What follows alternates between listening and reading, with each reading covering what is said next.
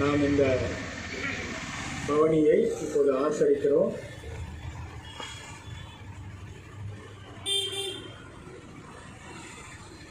துவக்கமாக நாம் யாவரும் கண்களை மூடி ஜெபம் செய்வோம். எங்களை அதிகமாக நேசிக்கிற எங்கள் அன்பின் பரலோக பிதாவே, எங்களுடைய மீட்பிற்காக உம்முடைய சொந்த குமாரனாகி எங்கள் அன்பின் ஆண்டவரை ஈந்தளிக்கிறே உமக்கு நன்றி செலுத்துகிறோம். அவர் எருசலேம் மாநகரிலே எல்லாராலும் அழைத்து செல்லப்பட்ட நிகழ்வை நாங்கள் நினைத்து பார்க்க இந்த நேரத்தில் அழைக்கப்பட்டிருக்கிறோம். அதை நினைத்து பார்க்கிறோம். எங்களுக்கான அரசராக, எங்களை மீட்பவராக அவர் பவனியாக வந்தார் என்பதை நாங்கள் உணர்ந்து எங்களுடைய வாழ்விலே எல்லாவற்றையும் அவருக்கு ஒப்புக் கொடுத்து அவரே ஆளுகை செய்கிறார் என்பதை அறிக்கை செய்கிறவர்களாக இருக்க எங்கள் ஒவ்வொருவருக்கும் கிருபை செய்ய வேண்டும் என்று ஜெபிக்கிறோம். எங்கள் வாழ்விலே அரசராக அவர் இருக்கிறார். அவருடைய வழியிலே நாங்கள் நடப்பதற்கு அழைக்கப்பட்டிருக்கிறோம் என்பதை இந்த நாளிலே உணர்ந்து இந்த பவனியிலே பங்கு பெற எங்களுக்கு உதவி செய்யும். எங்களுக்கு முன்பாக எங்கள் ஆண்டவர் எப்போதும் செல்கிறார், எங்களை வழி நடத்துகிறார். எங்களுக்கான சரியான வழியை வாழ்வதற்கு அவர் காண்பிக்கிறார் என்பதை உணர்ந்து கொள்ள எங்களுக்கு உதவி செய்யும். இந்த பவனியையும் நீர் ஆசீர்வதித்து தாரும். இந்த வழிபாட்டு துவக்கங்களிலிருந்து கர்த்தர் கிருபை செய்ய வேண்டும் என்று இயேசு கிறிஸ்துவின் வழியாகவே வேண்டிக் கொள்கிறோம் நல்ல பிதாவே, ஆமென். நாம் யாவரும் இணைந்து கீர்த்தனைகளிலே 43வது பாடல் ஓசன்னா பாடுவோம் இயேசுவின் தாசரே என்ற பாடலை நாம் பாடுவோம். கடைசி சரணத்தின் போது நாம் உள்ளே ஒவ்வொருவராக சொல்லுவோம். ஓசன்னா பாடுவோம் இயேசுவின் தாசரே, உன்னதத்திலே தாவீது மைந்தனுக்கு ஓசன்னா. ஓசன்னா பாடுவோம் இயேசுவின் தாசரே, உன்னதத்திலே தாவீது மைந்தனுக்கு ஓசன்னா. முன்னும் பின்னும் சாலேம் நகர் சின்ன பாலர் பாடினார். முன்னும் பின்னும் சாலேம் நகர் சின்ன பாலர் பாடினார். அன்று போல இன்று நாமும் அன்பாய் தூதி பாடுவோம். ஓசன்னா பாடுவோம் இயேசுவின் தாசரே, உன்னதத்திலே தாவீது மைந்தனுக்கு ஓசன்னா. சின்ன மாறி மீதில் ஏறி அன்பர் பவனி போனார். சின்ன மாறி மீதில் ஏறி அன்பர் பவனி போனார். இன்னும் என்னதத்தில் அவர் என்றும் அரசாளுவார்.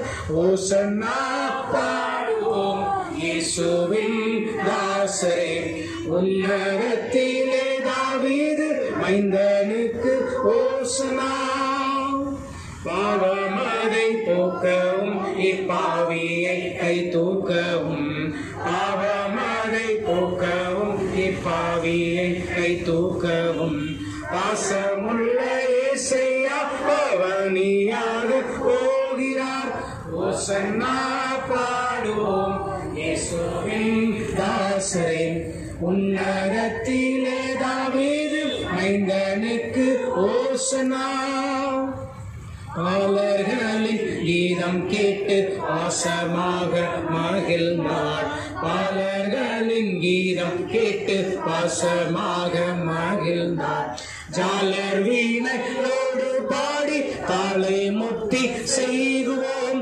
ஓசன்னா பாடுவோம் இயேசுவின் தாசரே, உன்னதத்திலே தாவீது மைந்தனுக்கு ஓசன்னா. ஒரு தோளையாயிட்டெல்லாம் ஒரு வாரம் பணிவோம். ஒரு தோளையாயிட்டெல்லாம் ஒரு வாரம் பணிவோம். கூடி அருள் பெற்று நாமும் ஓசன்னா பாடுவோம் இயேசுவின் தாசரே, உன்னதத்திலே தாவீது மைந்தனுக்கு ஓசன்னா. கூறு தோளை ஞாயிற்றெல்லாம் ஒரு வாரம் பணிவோம். கூறு தோற்று நாமும் திரியேகரை போற்றோம். ஓசன்னா பாடுவோம் இயேசுவின் தாசரே, உன்னதத்திலே தாவீது மைந்தனுக்கு ஓசன்னா. ஓசன்னா பாடுவோம் இயேசுவின் தாசரே உன்னதத்திலே தாவீது மைந்தனே ஓசன்னா.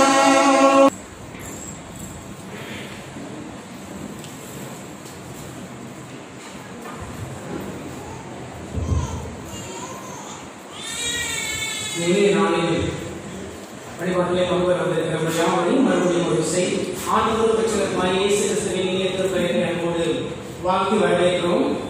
வழிபாட்டின் நோக்கமாக தலையை மாற்றி இருக்கிற இடத்திலே ஜெபித்து இந்த வழிபாட்டை நாம் துவங்கலாம்.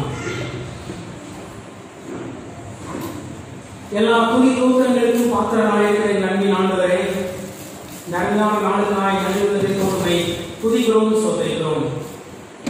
தாவீதின் குமாரனுக்கு ஓசன்னா இந்த குழந்தைகள் பாடல்கள் வாயிலாக 2000 ஆண்டுகளுக்குள்ளாக கூட கேட்ட இந்த நாளை நாம் நினைவு கூறுகிறோம். சாமி ஆண்டவரே, வேத வாக்கியங்கள் எல்லாம் நிறைவேறத்தக்கதாக இப்படிப்பட்ட காரியங்களாம் நடந்தது. சாமி இந்த நாளை நினைவு கூர்ந்து அதன் வழியாக ஆண்டவரே நாங்கள் நிறைய படிப்பினைகளை நாம் கற்றுக்கொள்ள இருக்கிறோம். சாமி விசேஷமாக நீர் எங்களுடைய அரசராக இருக்கிறேன், எங்களுடைய முழு வாழ்வை நீர் ஆட்சி செய்கிறீர். சாமி இயேசு ராஜா முன்னே செல்கிறார். ஓசன்னா ஜீவன் நமக்கு ஆண்டவரே, நீர் எங்கள் வாழ்விலே முன்னே செல்கிறீர், எங்கள் எல்லா காரியங்களையும் பார்த்துக் கொள்கிறீர். உங்களுடைய கருத்தை அர்ப்பணித்திருக்கிறோம். சாமி அதை நாம் நினைவு கூர்ந்த நாளிலே மனமகிழ்ச்சியோடு கூடி வந்திருக்கிறோம். இந்த வழிபாட்டை திருக்கரத்தில் அர்ப்பணிக்கிறோம். ஆண்டவரை துவக்கம் முதல் இறுதி மற்றும் வல்ல பிரசனத்தை நாங்கள் உணவை அனுபவித்து பெற்றார். பாடுகிற பாடல்கள், இரண்டு ஜெபங்கள், விசேஷமாக வார்த்தை கேட்டிருக்கிறோம். சாமி இதெல்லாம் ஒன்றை நீ ஆசிரியர் இந்த வார்த்தையை பகிர்ந்து வந்திருக்கிற உடைய அடியாரை நீ ஆசீர்வதிக்க மாட்டேன். அவர் மூலமாக இந்த நாளிலே நீங்கள் கூட போகிற செய்திகளை மனதில் இருத்தி அன்றேன். அதன் வழியாக நாங்கள் என்னுடைய ஆவிக்குரிய வாழ்க்கையிலே முதிர்ச்சியாக நெருங்கலை ஆரம்பிச்சோம். எல்லாரும் நடத்துகிறோம். வழிபாட்டை நடத்துகிற எங்களையும் பங்கெடுக்கிற அருமையான திருமணத்தில் அத்தனை பேரையும் நடத்துகிறோம். ஆண்டவர் நீர் எங்கள் மத்தியிலே பிரசனராக இருந்து இந்த நிகழ்ச்சிகள் எல்லாம் சிறப்பாக நடத்திருப்படியாக அந்த வழியாக நம்மளுடைய பேர் ஆசீர்வாதத்தை பெற்று செல்லிருக்கிறார் பொறுப்படுத்திக் கொள்கிறார். இயேசு திருநாமத்தில் வேண்டிக் கொள்கிறோம் அன்பின் பிதாவே, ஆமென். வழிபாட்டு தூக்கமா நாம் யாவரும் எழுந்திருந்து பாமாலையிலே 91வது பாடல் இஸ்திரியின் வித்தவருக்கு ஓசன்னா அர்ப்பணிப்போம், கர்த்தராம் இம்மானுவேலே ஓசன்னா என்ற தூக்கம் கொண்ட பாமாலை 91 நாம் யாவரும் இணைந்து கர்த்தருடைய நாமத்துக்கு மகிமையாக பாடுவோம்.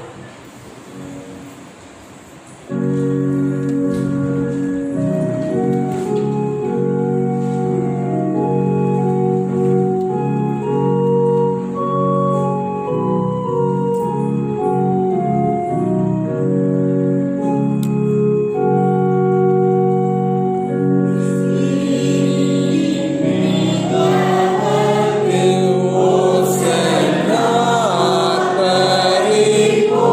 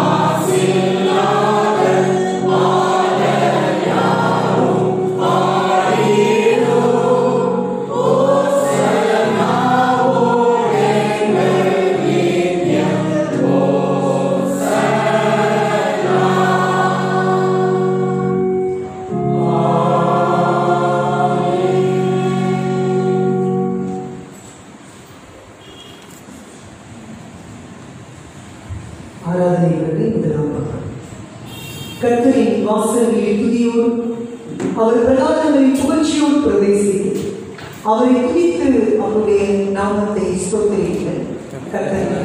அவருடைய அவருடைய உண்மை நம்மை உண்டாக்கிய கர்த்தருக்கு முன்பாக நாம் பணிந்து குளிந்து முழங்கால் படியிட கடப்போம். வாருங்கள். அவர் நம்முடைய தேவன், நாம் அவர் பேச்சை அவர் கைப்படான ஆளுநர். யார் கர்த்தருடைய பெருமிதத்தில் ஏறுவான்? யார் அவருடைய பரிசுத்த ஸ்தலத்தில் நிறைந்திருப்பான்? இதயத்தில் வாசமாக இருந்து தன் ஆத்மாவை மாய் போக்கப்படாமல் அவரால் மாறிடாமல் இருக்கிறது.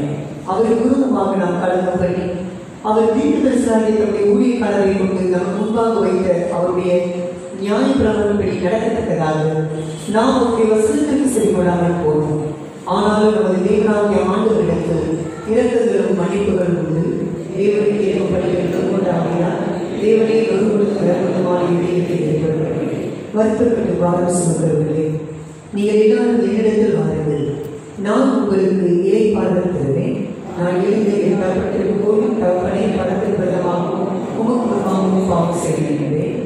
என் கண்களில் என் வீட்டுமானதை கட்டாதே, என் வாங்கிய வார்த்தைகள் என் இருதயத்திலான உமது சமூகத்தில் பிள்ளையாக வருவதாக. கர்த்தரை கண்டறியத்தக்க சமயத்தில் அவரை தேடுங்கள். அவர் சமீபமாக இருக்கையில் அவரை நோக்கி கூறுங்கள். பூமியின் குடிகளை எல்லாரும் கர்த்தரை கம்பீரமாய் பாருங்கள். மகிழ்ச்சியோரை கர்த்தருக்கு ஆராதனை செய்து ஆனந்த சத்தத்தோடு அவர் சன்னதியில் வாருங்கள். தேவன் ஆவியாய் இருக்கிறார். அவரை தொழுது கொள்கிறவர்கள் ஆவியோடும் உண்மையோடும் அவரை தொழுது கொள்ள வேண்டும். தம்மை தொழுது கொள்கிறவர்கள் எப்படிப்பட்டவர்களாக இருக்கும்படி பிதாவானவர் விரும்புகின்றார். பிரியமானவர்களே, நம்முடைய பரமபிதாவாகிய சர்வ வல்லமையுள்ள கடவுளின் அழகினால் தயவினாலும் இரக்கத்தினால் பாவம் மன்னிப்பை பெறுவதற்காக நாம் செய்த பலவிதமான பாவங்களையும் அக்கிரமங்களையும் அவர் சந்நிதியில் மறைக்காமல் பணியும் தாழ்மையும் துக்கமும் கீழ்ப்படுதல்களை இதயத்துடைய அறிக்கையில பற்பல வேத வாக்கியங்கள் நம்மை இருக்கின்றன. நாம் எக்காலத்திலும் கடவுளுக்கு முன்பாக நம்முடைய பாவங்களை மனத்தாழ்மையாக அறிக்கையிட வேண்டுவது என்று அவருடைய திருக்கரங்களில் இருந்து நாம் பெற்றுக்கொண்ட மேன்மையான உபகாரங்களுக்காக நன்றி செலுத்தவும், அவரை மிகவும் சிறப்பாய் புகழ்ந்து பிரஸ்தாபம் பண்ணவும், அவருடைய திருவசனத்தை கேட்கவும், நம்முடைய உடல் ஆவிக்கு தேவையானவர்களுக்காக வேண்டிக் கொள்ளவும் நாம் கூடி வந்திருக்கிற தருணத்தில் பாவங்களை அறிக்கையிடுவது நமது விசேஷித்த கடமையா? ஆகையால் இங்கே இருக்கிற நாம் அனைவரும் சுத்த இருதயத்தோடும் தாழ்ந்த மனதோடும் பரம கிருபாசனத்தில் நாம் அனைவரும் சேர்ந்து பாவ அறிக்கையை நாம் அறிக்கை செய்வோமாக. செய்தி சொல்லுவோம். சர்வ வல்லமையும் மிகுந்த இயக்கம் உள்ள பிதாவே, தப்பிப்போன ஆடுகளைப் போல நாங்களுடைய வழியை விழுந்து அழைத்து போனோம்.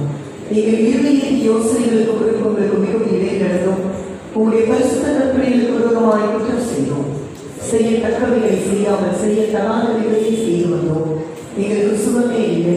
1000 ஆண்டுகளில் நீர் இயேசு கிறிஸ்துவின் மூலமாய் மனிதர்களுக்கு அதை செய்த வாக்குறுதியின்படியே நிர்வாகிகளை குற்றாமலாகிய அடியாருக்கிறோம். கப்பிதத்தை அறிக்கையை பொறுமையாயும் பாவத்தின் மிகவும் துக்கப்படுகிறதை சீர்படுத்தும். மிகவும் இலக்கமுள்ளத்தினால் உங்களுடைய பரிசுத்த நாமத்துக்கு மகிமை உண்டாகும்படி நாங்கள் இனி தேவ பக்தியும் நீதியும் தெரிந்த புத்தியும் உள்ளவர்களாய் நடங்கள். இயேசு கிறிஸ்துவின் நிமித்தம் எங்களுக்கு கிருபை செய்தவர்கள்.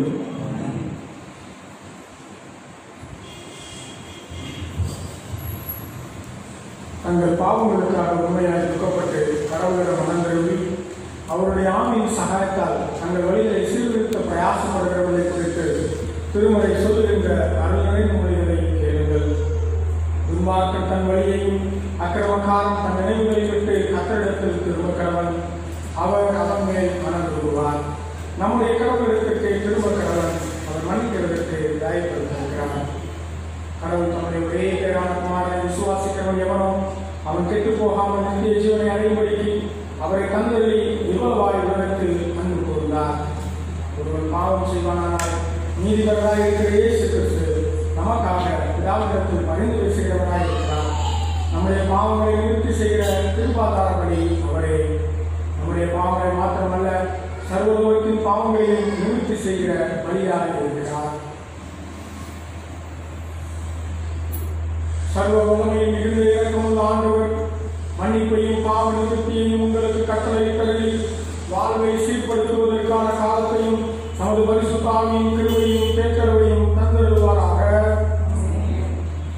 ஆண்டவருக்கு நன்றி செலுத்தும் வண்ணமாக பொதுவான தோற்ற ஜெபத்தை நாம் ஏறெடுப்போம்.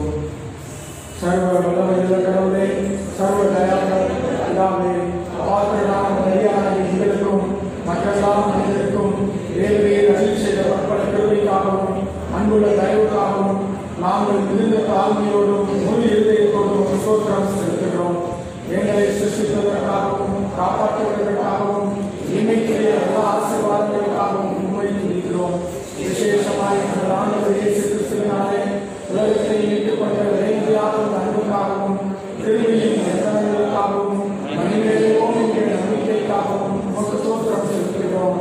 நாங்கள் உண்மையாக நன்றி இருந்தவர்களாய் இருக்கவும் எங்களை ஒரு ஊழியத்துக்கு ஒப்புக்கொடுத்து எங்கள் வாழ்நாளெல்லாம் முன்பாக பரிசுத்தம் நீதியுள்ளவராய் நடக்கவும் எங்கள் வாக்கினாலே மாற்றமல்ல எங்கள் நன்மையினாலேயும் பிரஸ்தாபப்படுத்தவும் எல்லாவற்றையும் உணர்ந்து உணர்வை அருள் செய்ய வேண்டும் என்று எல்லாரும் மூலமாக வேண்டிக் கொள்கிறோம்.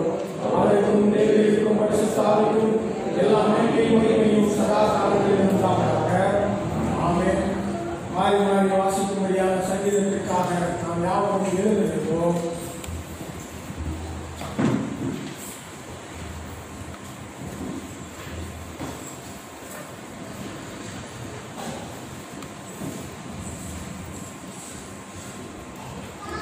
நாளுக்கான மாறி மாறி வாசிக்கப்பட்டபடியான சங்கீதம் 24. சங்கீதம் 24.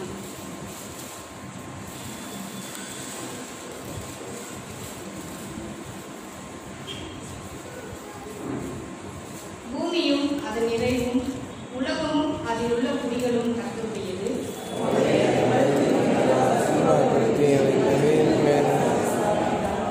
யார் கர்த்தருடைய பர்வதத்தில் ஏறுவான்? யார் அவருடைய பரிசுத்த ஸ்தலத்தில் நிலைத்திருப்பான்? விமர்சனமாயிருந்து தன் ஆத்மாவைமாய் கவனாயாரை அமர்ந்திருக்கிறவனே. அவன் கர்த்தரால் ஆசீர்வாதத்தையும் தன் ரட்சிப்பின் தேவனால் நீதியையும் பெறுவான். யாக்கோபு என்னும் சன்னதி. வாசல்களே, உங்கள் தலைகளை உயர்த்துங்கள், அநாதி கதவுகளே உயருங்கள், மகிமையின் ராஜா உட்பிரவேசிப்பார்.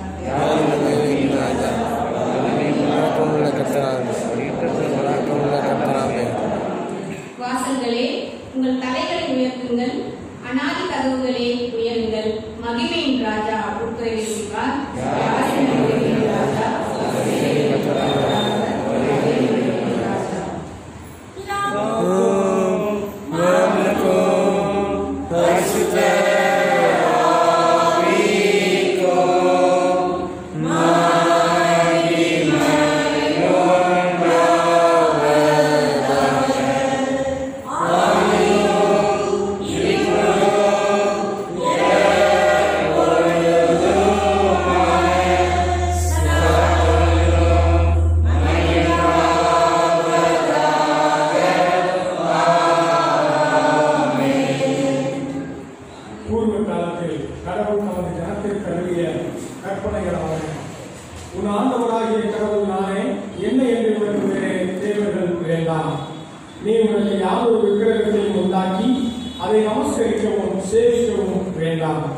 உன் ஆண்டவராகிய கடவுளின் நாமத்தை வீணிலே வழங்காதிருப்பாயாக. ஓய்வு நாளை பரிசுத்தமாய் ஆசரிக்க நினைப்பாயாக. உன் தகப்பனையும் தாயையும் கனம் பண்ணுவாயாக. கொலை செய்யாதிருப்பாயாக, விபச்சாரம் செய்யாதிருப்பாயாக, களவு செய்யாதிருப்பாயாக, பொய்ச்சாட்சி சொல்லாதிருப்பாயாக, பிறருக்குள்ள யாவொன்றையும் இச்சியாதிருப்பாயாக.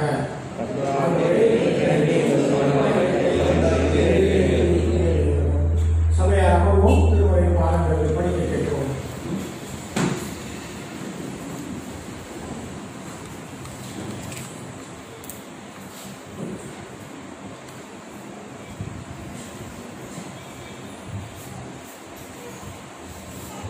முதலாம் பாடமாக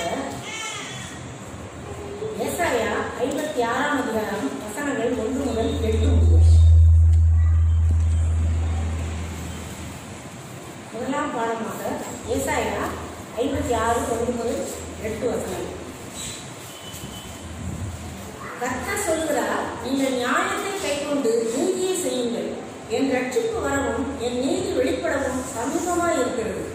இப்படி செய்கிற மனுஷனும் இதை பற்றி கொண்டிருந்து ஓய்வு நாளை பரிசுத்த குலைச்சலாக்காதபடி ஆசரித்து ஒரு பொல்லாப்பையும் செய்யாதபடி தன் கையை காத்துக் கொண்டிருக்கிற மனுஷபுத்திரன் வாக்கியமான். கர்த்தரை சேர்ந்த அந்நிய புத்திரன் கர்த்தர் என்னை தம்முடைய ஜனத்தை விட்டு முற்றிலும் பிரித்து போடுவார் என்று சொல்லானாக. அண்ணகரும் இதோ நாம் பட்டவரம் என்று சொல்லானாக. என் ஓய்வு நாட்களை ஆசரித்து எனக்கு இஷ்டமானவர்களை தெரிந்து கொண்டு என் உடன்படிக்கையை பற்றி கொள்கிற அண்ணகர்களை குறித்து கர்த்தர் சொல்லுகிறது என்னவென்றால், நான் அவர்களுக்கு என் ஆலயத்திலும் என் மனிதனுக்குள்ளும் குமாரத்தினுடைய இடத்தையும் கீர்த்தியை பார்க்கையும் உத்தம இடத்தையும் கீர்த்தியையும் கொடுப்பேன் என்றும் அழியாத நித்திய நாமத்தை அவர்களுக்கு அருள்வேன். கர்த்தரை சேவிக்கவும் கர்த்தருடைய நாமத்தை நேசிக்கவும் கர்த்தருக்கு ஊழியக்காரராக இருக்கவும் அவரை சேர்ந்து ஓய்வு நாளை பரிசுத்த குலைச்சலாக்காதபடி ஆசரித்து என் உடன்படிக்கையை பற்றி கொண்டிருக்கிற அந்நிய புத்திரர் அனைவரையும் நான் என் பரிசுத்த பருவத்துக்கு கொண்டு வந்து என் ஜெப வீட்டிலே அவர்களை மகிழ பண்ணுவேன். அவருடைய சர்வான காரணங்களும் அவருடைய பலிகளும் என் பலிபீடத்தின் மேல் அங்கீகரிக்கப்பட்டிருக்கும். என்னுடைய வீடு சகல ஜனங்களுக்கும் ஜெப வீடு எனப்படும். இஸ்ரவேலின் கல்லுண்டவர்களை சேர்க்கிற கர்த்தராகிய ஆண்டவர் அவரிடத்தில் சேர்க்கப்பட்டவர்களை அல்லாமல் இன்னும் அவரிடத்தில் சேர்ப்பேன் என்கிறார் என்று வாசிக்க வேண்டிய விவரம் படம் வாசித்தார்கள். நீங்கள்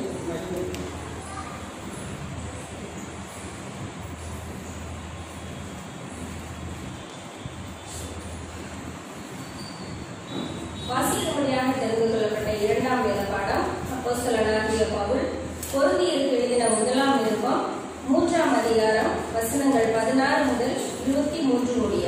1 கொரிந்தியர் 3ஆம் அதிகாரம் வசனங்கள் 16 முதல் 23 முடிய. நீங்கள் தேவனுடைய ஆலயமாய் இருக்கிறீர்கள் என்றும் தேவனுடைய ஆவி உங்களில் வாசமாய் இருக்கிறார் என்றும் அறியாதிருக்கிறீர்களா? ஒருவன் தேவனுடைய ஆலயத்தை கெடுத்தால் அவனை தேவன் கெடுப்பார். தேவனுடைய ஆலயம் பரிசுத்தமாய் இருக்கிறது, நீங்களே அந்த ஆலயம். ஒருவனும் தன்னைத்தானே வஞ்சியாது இருப்பானாக. இவ்வுலகத்திலே உங்களில் ஒருவன் தன்னை ஞானி என்று எண்ணினால் அவன் ஞானியாகும்படிக்கு பைத்தியக்காரனாக கடவன். இவ்வுலகத்தின் ஞானம் தேவனுக்கு முன்பாக பைத்தியமாய் இருக்கிறது. அப்படியே ஞானிகளை அவர்களுடைய தந்திரத்திலே பிடிக்கிறார் என்றும் ஞானிகளுடைய சிந்தனைகள் வீணாய் இருக்கிறது என்று கர்த்தர் அறிந்திருக்கிறார் என்றும் எழுதியிருக்கிறது. இப்படி இருக்க ஒருவனும் மனுஷனை குறித்து மேன்மை பாராட்டாது இருப்பானாக. எல்லாம் உங்களுடையதே. பவுலாகிலும் அப்போலோவாகிலும் கேபாவாகிலும் உலகமாகிலும் ஜீவனாகிலும் மரணமாகிலும் நிகழ்காரியங்களாகிலும் வருங்காரியங்களாகிலும் எல்லாம் உங்களுடையது. நீங்கள் கிறிஸ்துவனுடையவர்கள், கிறிஸ்து தேவனுடையவர். வாசிக்கும்படியாக தெரிந்து கொள்ளப்பட்ட இரண்டாம் வேத பாடம் வாசித்தாயிற்று. கிறிஸ்துவே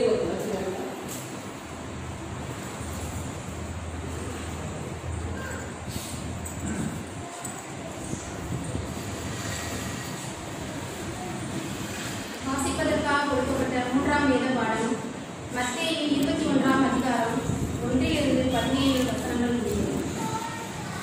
மத்தேயு 21ஆம் அதிகாரம் 1 17 வசனங்கள் முடியும். அவர்கள் எருசலேமுக்கு சமீபமாய் சேர்ந்து ஒலிவமலைக்கு அருகான பெத்லகேமுக்கு வந்தபோது இயேசுவானவர் சீசரில் 2 பேரை நோக்கி, உங்களுக்கு எதிரே இருக்கிற கிராமத்துக்கு போங்கள். போன உடனே அங்கே ஒரு கழுதையும் அதனோட ஒரு குட்டியையும் கட்டியிருக்க காண்பீர்கள். அவைகளை அவிழ்த்து என்னிடத்தில் கொண்டு வாருங்கள். ஒருவன் உங்களுக்கு ஏதாயிலும் சொன்னானால் இவைகள் ஆண்டவருக்கு வேண்டுமென்றே சொல்லுங்கள். உடனே அவைகளை அனுப்பிவிடுவான் என்று சொல்லி அவர்களை அனுப்பினார். இதோ உன் ராஜா சாந்த குணமுள்ளவராய் கழுதையின் மேலும் கழுதை குட்டியாகிய மரியின் மேலும் ஏறிக்கொண்டு உன்னிடத்தில் வருகிறார் என்று சீயோன் குமாரத்திற்கு சொல்லுங்கள் என்று தீர்க்கதரிசியினால் உரைக்கப்பட்டது நிறைவேறும்படி இதெல்லாம் நடந்தது. சீசர்கள் போய் இயேசு தங்களுக்கு கட்டளையிட்டபடியே செய்து கழுதையையும் குட்டியையும் கொண்டு வந்து அவைகள் மேல் தங்கள் வஸ்திரங்களை போட்டு அவரை ஏற்றினார்கள். திரளான ஜனங்கள் தங்கள் வஸ்திரங்களை வழியிலே விரித்தார்கள். வேறு சிலர் மரக்கிளைகளை தடுத்து வழியிலே பரப்பினார்கள். முன் நடப்பாரும் பின் நடப்பாரும் ஆகிய திரளான ஜனங்கள் தாவீதின் குமாரனுக்கு ஓசன்னா, கர்த்தரின் நாமத்தினாலே வருகிறவர் ஸ்தோத்திரிக்கப்பட்டவர், உன்னதத்திலே ஓசன்னா என்று சொல்லி ஆர்ப்பரித்தார்கள். அவர் எருசலேமுக்குள் பிரவேசிக்கையில் நகரத்தார் யாவரும்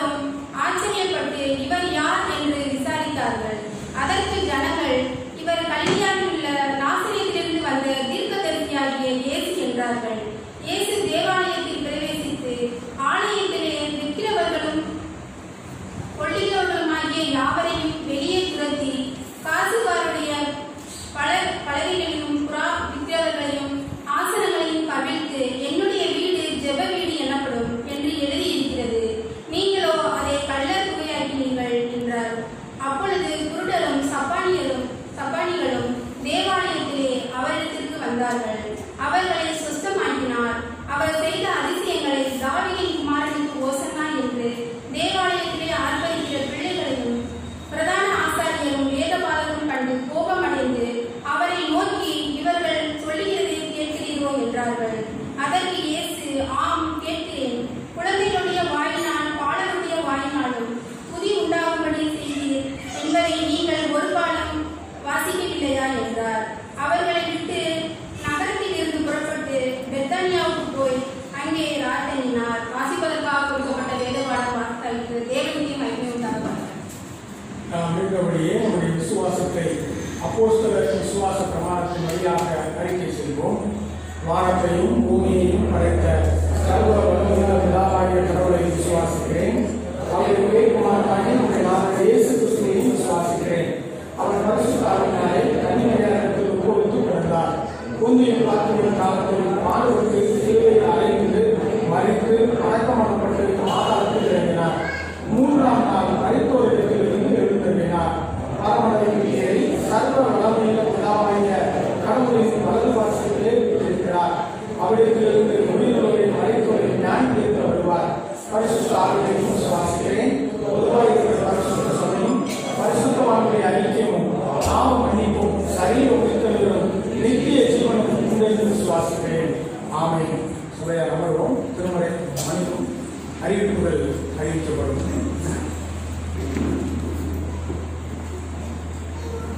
21/3/2021 அந்த காணிக்கை விவரம். பை காணிக்கை மூலம் வரவு 5630 ரூபாய். சோத்திர காணிக்கை மூலம் வரவு 9000 ரூபாய். மொத்த காணிக்கை 14630 ரூபாய்.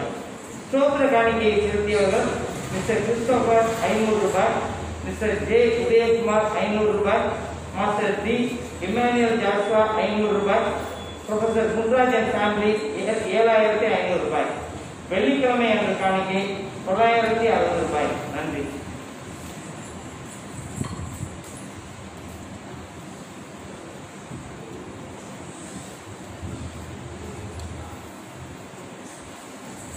இன்றைய தினத்திலும் கூட ஆலயம் புதிதாக அவர்களை வரவேற்பதில் மகிழ்ச்சி அடைகிறோம்.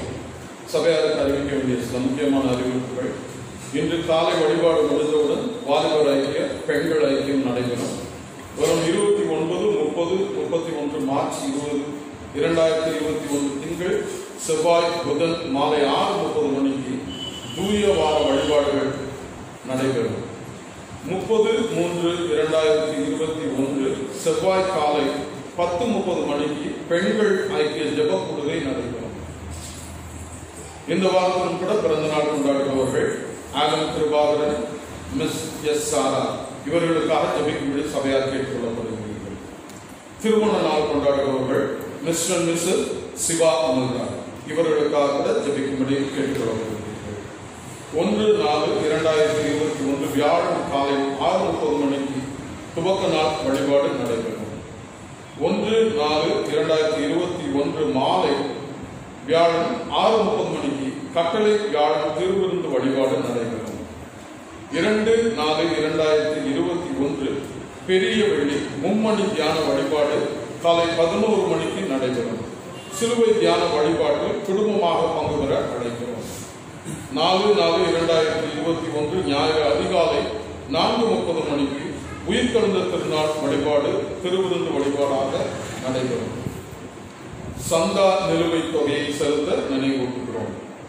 இன்று நம்முடன் வழிபாட்டில் பங்கு பெற்று ஆண்டவருடைய வார்த்தையை பகிர வந்துள்ள திரு ஐசக் ஜெபமணி அவர்களை மருத்துவ ஆலய குடும்பத்தின் சார்பாக வரவேற்கிறேன். மகிழ்விக்கும் மன்னா வசனத்தை வாசிக்கிறேன். தொடர்ந்து சபையார் அனைவரும் கூட என்னோடு சேர்ந்து வாசிக்க அழைக்கிறேன். ஆலயத்திற்குள் புதிய அரசு. யார் கர்த்தருடைய பர்வதத்தில் ஏறுவான்? யார் அவருடைய பரிசுத்த தலத்தில் நிலைத்து இருப்பான்? கைகளில் சுத்தம் உள்ளவனும் இருதயத்தில் மாசில்லாதவனுமாய் இருந்து தன் ஆத்மாவை மாயைக்கு ஒப்புக்கொடாமலும் கபடாய் காணையிடாமலும் இருக்கிறவனே. சங்கீதம் 24:3-4. எல்லோரும் சேர்ந்து கூட வாசிப்போம். யார் கர்த்தருடைய பர்வதத்தில் ஏறுவான்? யார் அவருடைய பரிசுத்த தலத்தில் நிலைத்து இருப்பான்? கைகளில் சுத்தம் உள்ளவனும் இருதயத்தில் மாசில்லாதவனுமாய் இருந்து தன் ஆத்மாவை மாயைக்கு ஒப்புக்கொடாமலும் கபடாய் காணையிடாமலும் இருக்கிறவனே. சங்கீதம் 24:3-4. நன்றி.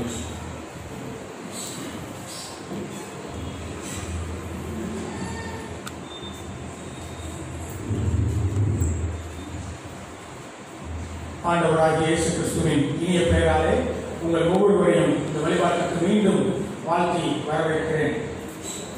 ஆண்டவர் நமக்கு தந்து வருகின்ற எல்லா கிருபைகளுக்காக அதிகமாக நாம் நன்றி செலுத்த கடமைப்பட்டிருக்கிறோம். தொடர்ந்து நீங்கள் இந்த சூழல்களுக்காக அதிகமாக ஜெபிக்க வேண்டும் என்று உங்களை நான் அன்போடு கேட்டுக்கொள்கிறேன். குறிப்பாக இந்த லாக்டவுன் மீண்டும் வருமா வராதா என்கின்ற ஒரு மிகப்பெரிய கேள்வி, அச்சம், பயத்தோடு நாம் இருக்கக்கூடிய சூழலிலே இருக்கிறோம். ஆகவே நீங்கள் தொடர்ந்து ஜெபியுங்கள். ஆண்டவர் அவருக்கு சித்தமானதை தொடர்ந்து செய்ய வேண்டும். அவருக்கு சித்தமானவர்களை, அவருக்கு விருப்பமானவர்களை வெகு சீக்கிரத்திலே இந்த நாட்டிலே அரசாட்சி என்று கொண்டு வர வேண்டும். ஆண்டவருடைய அரசாட்சி நடைபெற வேண்டும் என்பதற்காக நீங்கள் ஜெபிக்க உங்களை அன்போடு அழைக்கிறேன். அதற்கு ஏற்ற நாள் தான் இது. ஏனென்றால் ஆண்டவரே அரசராக எருசலேம் நகர வீதியிலே அழைத்து வரப்பட்டார். ஆகவே நம்முடைய ஆண்டவர் அரசராக நம்மையும் இந்த இடங்களையும் ஆள வேண்டும் என்பதற்காக அதிகமாக நீங்கள் ஜெபிக்கும்படி உங்களை அன்புடன் நான் கேட்டுக்கொள்கிறேன். இந்த நாளிலிருந்து கூட ஆண்டவருடைய வார்த்தைகளை நம்மோடு கூட பகிர வந்திருக்கக்கூடிய திரு ஐசக் ஜெவமணி அண்ணன் அவர்களை நம்முடைய வலுரூப ஆலய குடும்பத்தின் சார்பாக, ஆயர்கள் சார்பாக, நிர்வாகத்தின் சார்பாக அன்போடு கூட நாம் வரவேற்கிறோம்.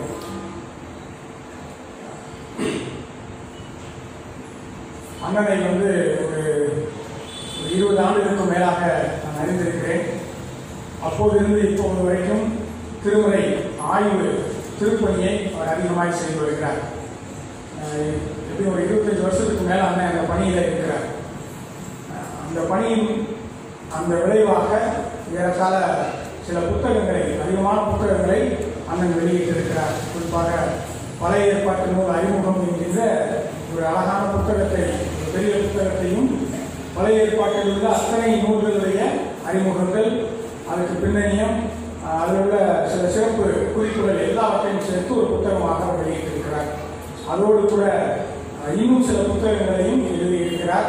அந்த புத்தகங்களை இன்று நம்மிடத்தில் அவர் கொண்டு வந்திருக்கிறார். தேவைப்படுகிறவர்கள் நீங்கள் அதை வாங்கி பயன்படுத்தும்படி நான் உங்களை அன்போடு கேட்டுக்கொள்கிறேன்.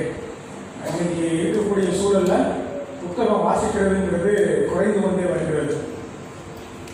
ரொம்ப கடினமாகத்தான் இருக்கிறது. பிள்ளைகள் எல்லாருமே கேட்கிற ரொம்ப ஆசைப்படுறாங்க, இல்லை பார்க்கறதுக்கு ஆசைப்படுறாங்க, படிப்பதற்கு ஆசைப்படுபவர்கள் குறைவாக இருக்கிறார்கள். ஆனால் படிக்கிறதுக்கு தூண்டுங்கள் தயவுசெய்து. இது மாதிரி புத்தகங்கள் குறிப்பாக நம்முடைய தாய்மொழியிலே வெளிவருகிறது அப்படிங்கிறது சாதாரண விஷயம் கிடையாது. எத்தனையோ கமெண்ட்ரிஸ், எத்தனையோ புத்தகங்கள் ஆங்கிலத்திலையும் ஜெர்மனியிலையும் ஜெர்மன் மொழியிலையும் தான் இருக்குது. பழைய ஏற்பாடு விஷயத்தை நீங்கள் படிக்கணும்னா கண்டிப்பாக நீங்கள் ஜெர்மன் மொழி படிக்கணும் அப்படிங்கிறது தான் சொன்னாங்க. ஏன்னா பழைய ஏற்பாடு விளக்க உரையாளர்கள் எல்லாருமே ஜெர்மானியர்களாக இருந்தார்கள். அவங்க எழுதுனது கூட ஜெர்மன் மொழியில் எழுதுறாங்க. ஆனால் இன்னைக்கு நமக்கு நம்மொழியிலே எழுதக்கூடிய அநேக ஆட்களை ஆண்டவர் எழுப்பி தந்திருக்கிறார். ஆகவே நம்முடைய தாய்மொழியில் இருக்கக்கூடிய இந்த புத்தகங்களை நீங்கள் வாங்கி பயன்படும்படி நான் உங்களை அன்போடு கூட கேட்டுக்கொள்கிறேன். இன்றிலிருந்து இனி தொடர்ந்து வரக்கூடிய ஒவ்வொரு நாளும் தூய வாரம், புனித வாரம் என்று நாம் அனுசரிக்க இருக்கிறோம். ஆகவே இந்த வாரம் முழுவதும் நீங்கள் திருச்சபைக்கு வருவதற்கு நான் உங்களை அன்போடு அழைக்கிறேன். திருச்சபை கதவுகளும் திறந்திருக்கிறது. மூடப்பட்ட காலங்கள் இருந்தது என்பதையும் நினைவில் வைத்துக் கொள்ளுங்கள். மூடப்படக்கூடிய காலங்களும் வரும் என்பதையும் நினைவில் வைத்துக் கொள்ளுங்கள். ஆகவே திறக்கப்பட்டிருக்கிற இந்த காலத்திலே நாம் திருச்சபையை பயன்படுத்திக் கொள்ள வேண்டும் என்று உங்களை அன்புடன் நான் அழைக்கிறேன். திங்கட்கிழமை, செவ்வாய்க்கிழமை, புதன்கிழமை மாலை 6:30 மணிக்கு வழிபாடுகள் நடத்தப்படும். வியாழக்கிழமை 1ஆம் தேதி, அதாவது ஏப்ரல் முதல் நாள் என்பதனாலே காலை 7 மணிக்கு திருவிழா வழிபாடு, துவக்க நாள் வழிபாடு நடைபெறும். ஆகவே இதிலும் நீங்கள் பங்கு பெற வேண்டும் என்று நான் உங்களை அன்போடு கேட்டுக்கொள்கிறேன். மாலை 6:30 மணிக்கு கட்டளை வியாழன், ஆண்டவர் கொடுத்த மிகப்பெரிய கட்டளையாகிய திருவிருந்தை தொடர்ந்து அனுசரிப்பதற்கான காரணங்கள், அது ஏன் எந்த சூழ்நிலையை அனுசரிக்க வேண்டும் என்பதற்கான வழிமுறைகளை எல்லாம் கற்றுக் கொடுத்தனால்தான் அந்த கட்டளை வியாழன். ஆகவே 1ஆம் தேதி வியாழக்கிழமை மாலை 6:30 மணிக்கு பெரிய வியாழன் அல்லது கட்டளை வியாழன் என்று அழைக்கப்படுகின்ற அந்த நாளின் திருவிருந்து வழிபாடாக நடைபெறும். திருச்சபை மக்கள் இதில் பங்கு பெற நான் உங்களை அன்போடு அழைக்கிறேன். வருகிற வெள்ளிக்கிழமை, அதாவது பெரிய வெள்ளிக்கிழமை 11 மணிக்கு மும்மணி தியான வழிபாடு நடைபெறும். திருச்சபை மக்கள் இதிலும் பங்கு பெற நான் உங்களை அன்புடன் அழைக்கிறேன். இந்த வழிபாட்டிலும் கூட ஆண்டவருடைய வார்த்தையை நம்மோடு கூட பகிர்ந்து கொள்வதற்காக பாட்டர்ஸ்லே என்கின்ற அமைப்பிலிருந்து திரு பெனடிக்ட் ஆபிரகாம் அவர்கள் நம்மோடு கூட 7 வார்த்தையும் பகிர்ந்து கொள்ள இருக்கிறார்கள். ஆகவே அவர்களுக்காக அவருடைய பயணங்களுக்காக நீங்கள் ஜெபிக்கும்படி அன்புடன் கேட்டுக்கொள்கிறேன். அந்த நாள் நமக்கு ஆசீர்வதிக்கப்பட்ட நாளாக ஆண்டவர் தந்திருக்கிறார். ஆகவே திருச்சபை மக்கள் 11 மணிக்கு வந்து வழிபாட்டிலே பங்கு பெற உங்களை அன்புடன் அழைக்கிறேன். அந்த நாளிலும் மோர் மற்றும் பொருட்களை கொடுக்க வேண்டும் என்று விரும்புகிறவர்கள் தயவு செய்து எண்ணெயோ அல்லது பொருளையோ செயலறையோ நீங்கள் அணுகும்படி நான் உங்களை அன்புடன் கேட்டுக்கொள்கிறேன். 4ஆம் தேதி ஈஸ்டர் திருநாள் அதிகாலை 4:30 மணிக்கு நமக்கு பண்டிகை வழிபாடு திருவிருந்து வழிபாடாக நடத்தப்படும். 4:30 மணிக்கு நடத்தப்படும். ஆகவே திருச்சபை மக்கள் இதில் பங்கு பெற உங்களை அன்புடன் அழைக்கிறேன். ஒன்று சொல்ல மறந்துட்டேன், சுய ஒழுப்பு கலைகள் அதை நீங்கள் வெள்ளிக்கிழமை வழிபாட்டிலே படைக்க நான் அன்புடன் கேட்டுக்கொள்கிறேன். சுய ஒழுப்பு கலைகளை வாங்கி சென்றவர்கள் யாவரும் வருகின்ற வெள்ளிக்கிழமை அந்த மும்மணி தியான வழிபாட்டிலே, சிலுவை தியான வழிபாட்டிலே படைக்கும்படி அன்புடன் கேட்டுக்கொள்கிறேன். சந்தா நிலுவைத் தொகைகளை அநேகமாக எல்லாருமே செலுத்தி விட்டார்கள். இன்னும் 1-2 பேர் தான் அதை செலுத்த வேண்டியிருக்கிறது. ஆகவே ஒருவேளை நீங்கள் செலுத்தவில்லை என்று எண்ணினீர்கள் என்றால் தயவு செய்து என்னையோ பொருளையோ பார்க்கும்படி நான் உங்களை அன்போடு கேட்டுக்கொள்கிறேன். எனக்கு ஒரு 4 பேர் பார்த்த மாதிரி ஒரு ஞாபகம், நீங்கள் எல்லாருமே கொடுத்துட்டாங்க. நினைவு கூர்ந்து அதை செலுத்தும்படி நான் உங்களை அன்புடன் கேட்டுக்கொள்கிறேன்.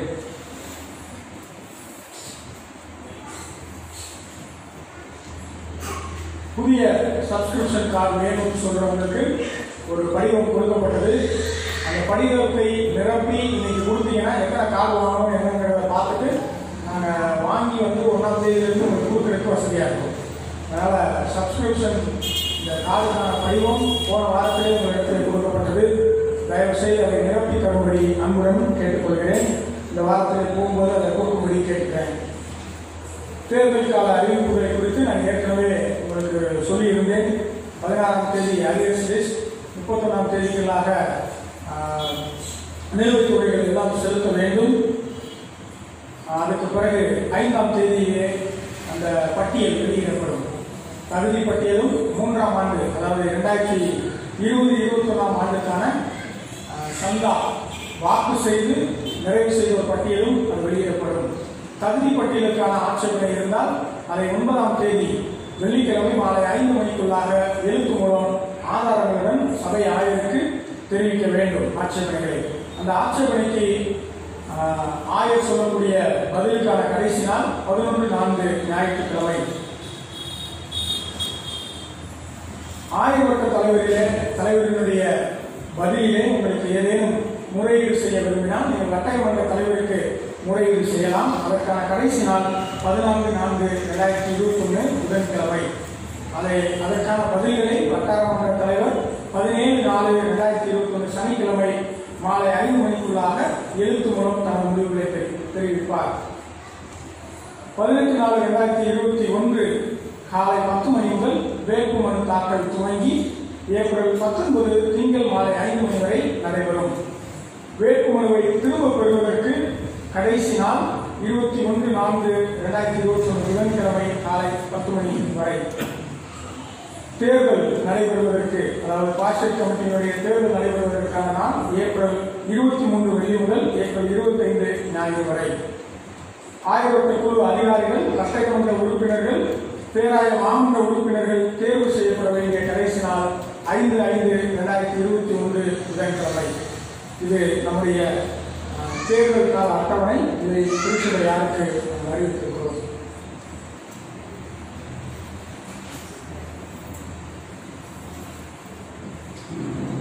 மறுபடியுமாக நாம் யாவரும் எழுந்து நின்று மாமலைகளிலே 92வது பாடல். மாமலைகளிலே ஓசன்னா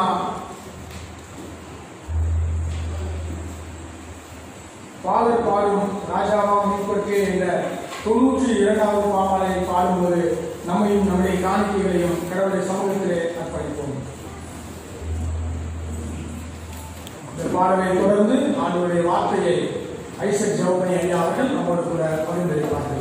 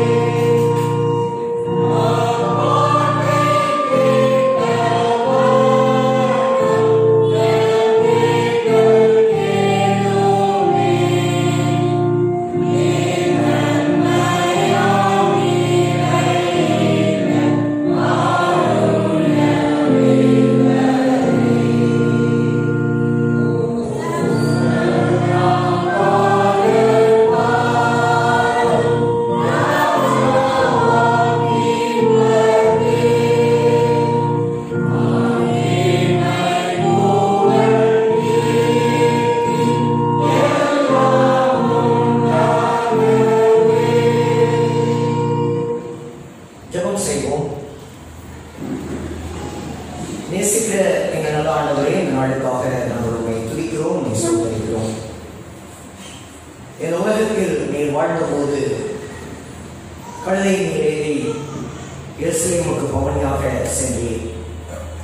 அதை நினைவு கூறவும் ஆசரிக்கவும், அதன் மூலம் நீர் எங்களுக்கு கற்றுத்தரும் பாடங்களை தெரிந்து கொள்ளவும் இதோ இந்த நேரத்திலே உங்களுடைய வேதத்தின் முன்பாக நாங்கள் அமர்கிறோம். எங்களோடு பேசும் உடைய வார்த்தையை கேட்கிறவர்களாகவும் அதனுடைய செய்கிறவர்களாகவும் எங்களை மாற்றும். இயேசு கிறிஸ்துவினால் நாமத்தில் ஜெபிக்கிறோம் என்ற நல்ல பிதாவே, ஆமென். ஆண்டவராகிய இயேசு கிறிஸ்துவை நாம மகிமைப்படுவதாக அவருடைய நாமத்தினாலே உங்கள் யாவரையும் வாழ்த்துகிறேன்.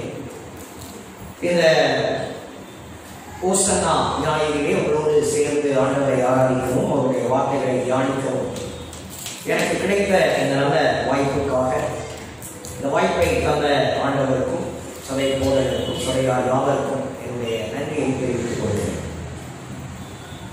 கடந்த ஆண்டு இது போன்ற நாட்களை நம்மால் நினைக்கவோ கொண்டாடவோ முடியவில்லை.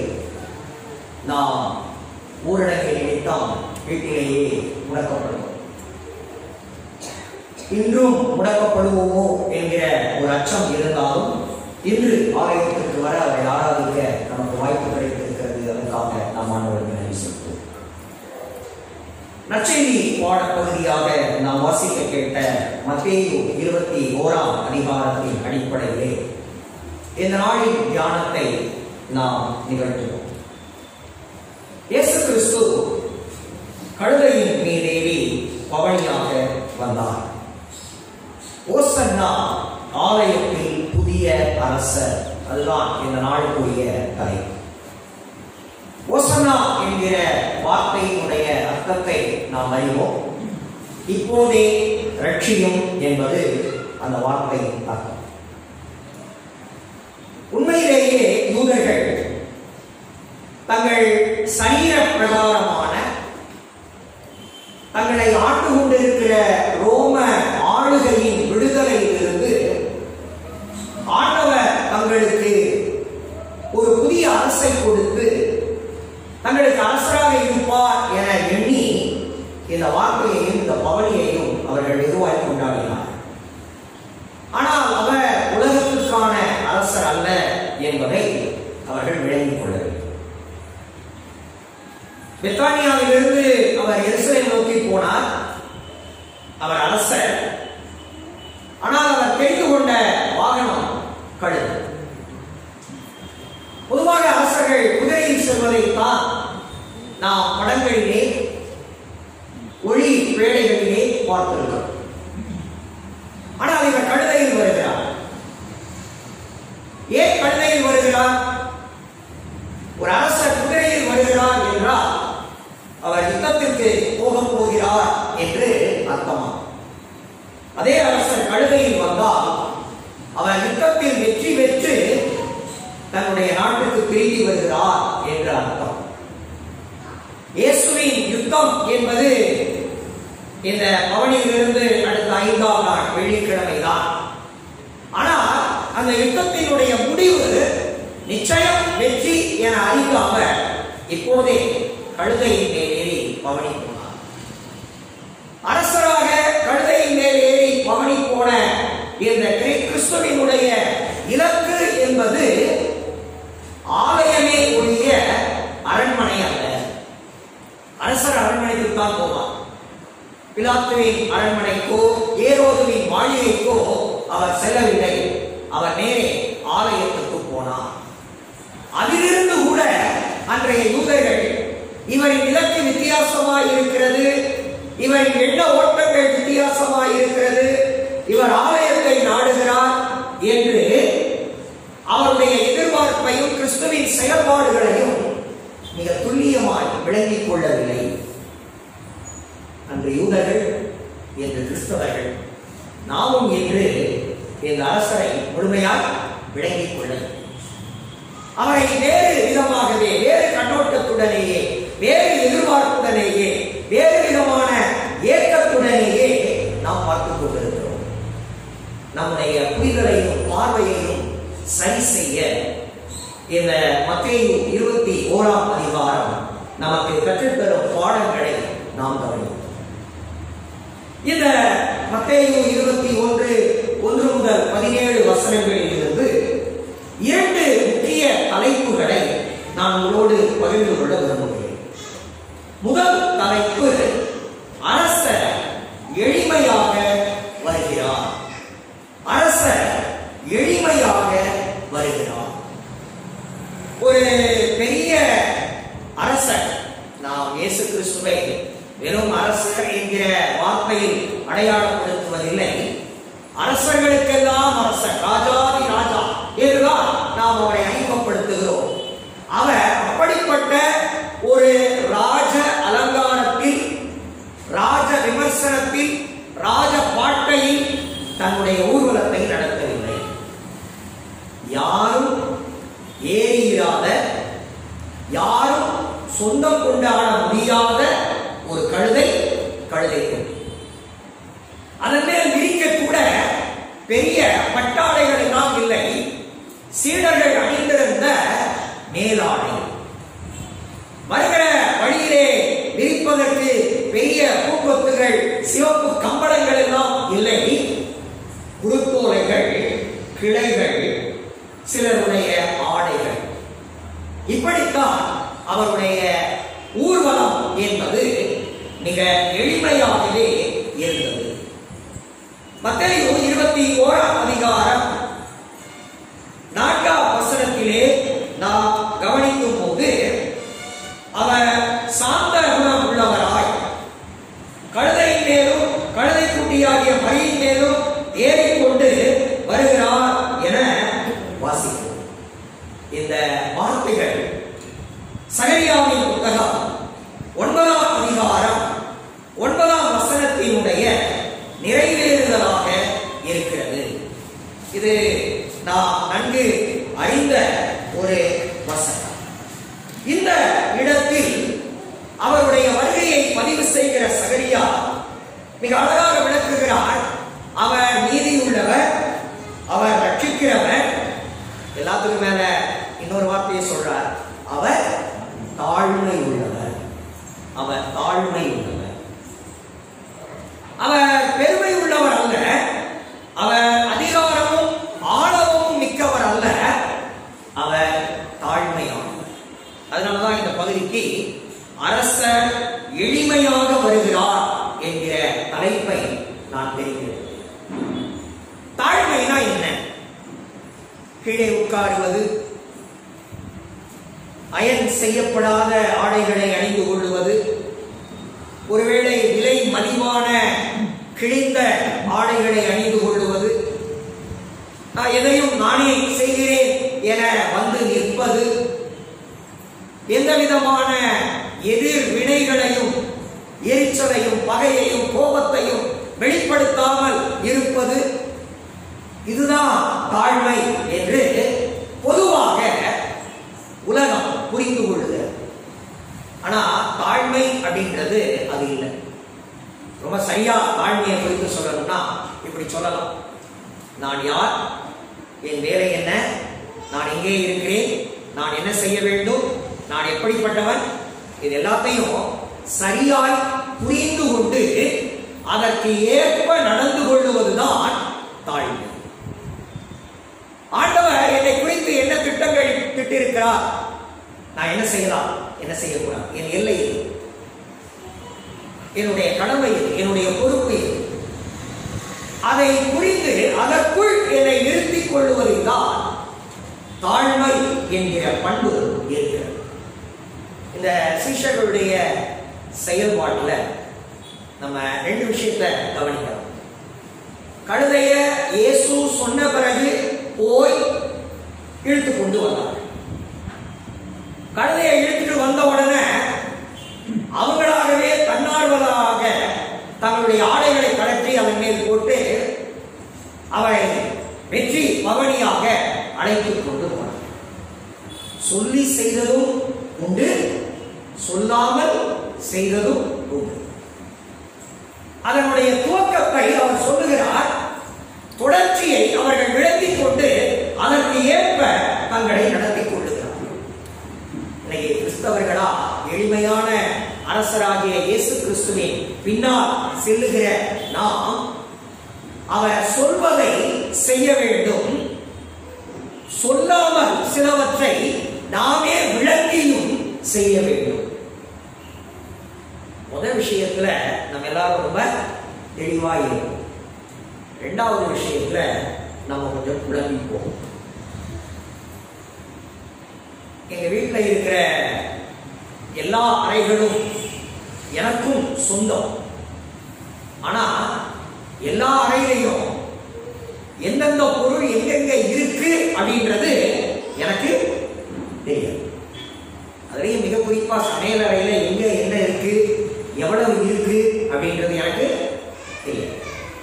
ஆனா என்னுடைய அறையில எந்த புத்தகம் எங்கே இருக்கிறது, எந்த இடத்தில் இருக்கிறது, எந்த வரிசையில் இருக்கிறது, இந்த பகுதிக்கு ஒரு புத்தகத்தை எடுத்து வாசிக்க வேண்டுமானால் எந்த புத்தகத்தை வாசிக்கலாம், எந்த புத்தகத்தில் இதை குறித்த தெளிவு இருக்கும், அது எனக்கு தெரியும். என் மனைவி ஊருக்கு போனா உப்பு எங்க இருக்கு, மிளகாத்தூள் எங்க இருக்கு, மிளகுத்தூள் எங்க இருக்கு, 10 போன் அடிக்கணும். ஆனா அதே சமயம் நான் வெளியே போயிட்டு இந்த புஸ்தகம் அங்க இருக்கு பார் அப்படின்னா அவன் எனக்கு 10 தடவை போன இங்க இல்லையே, டேபிள்ல இல்லையே, இந்த ஷெல்ஃப்ல இல்லையே. அப்ப எல்லாம் அறிந்தவர்கள், எல்லாவற்றையும் தெளிந்தவர்கள் அப்படின்னு யாரு கிடையாது.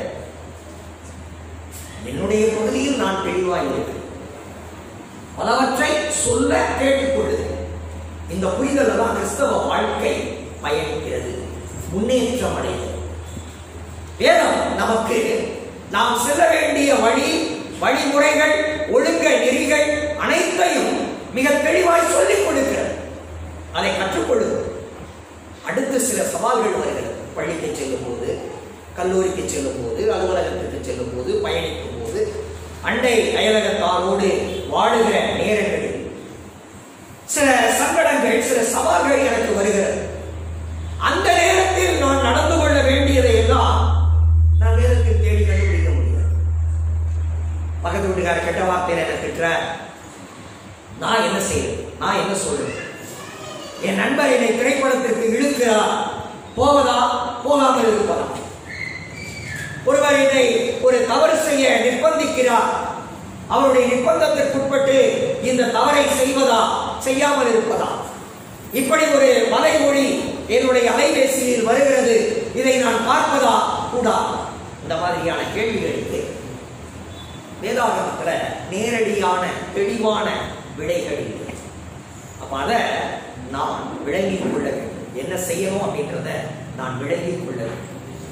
இதை நான் எப்படி விளங்கிக் கொள்வது? இவர் அரசர், இவர் எளிமையாக இருக்கிறார். இவரை போலவே நான் எளிமையாக இருக்க வேண்டும், இவரையே நான் பின்பற்ற வேண்டும்.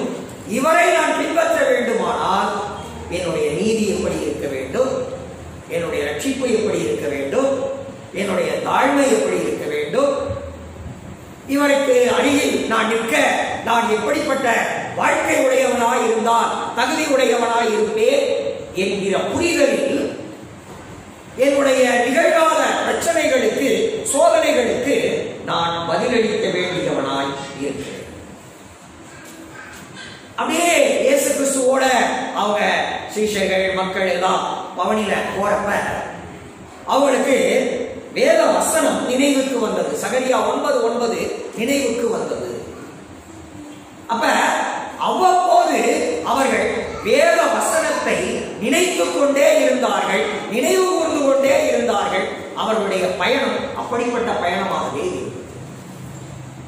நான் முதல்ல வந்தேன், பைபிள் வாசித்தேன், ரட்சிக்கப்பட்டேன், ஆலயத்தில் அங்கத்தினர் ஆகிட்டேன், திருமுழுக்கு பெற்று விட்டேன், கிடப்படுத்தல் எடுத்து விட்டேன், திருவிருந்திலே பங்கு பெற்று விட்டேன், இனிமே எனக்கு வேத வசனம் தேவையில்லை, என்னுடைய ரட்சிப்பு உறுதியாகிவிட்டது, பரலோகத்தின் பெயர் எழுதப்பட்டாகிவிட்டது, நான் பரலோகத்துக்கு செல்வது உறுதியாகிவிட்டது, இனிமே எனக்கு வேத வசனம் தேவையில்லை என நான் தள்ளிவிட முடியாது.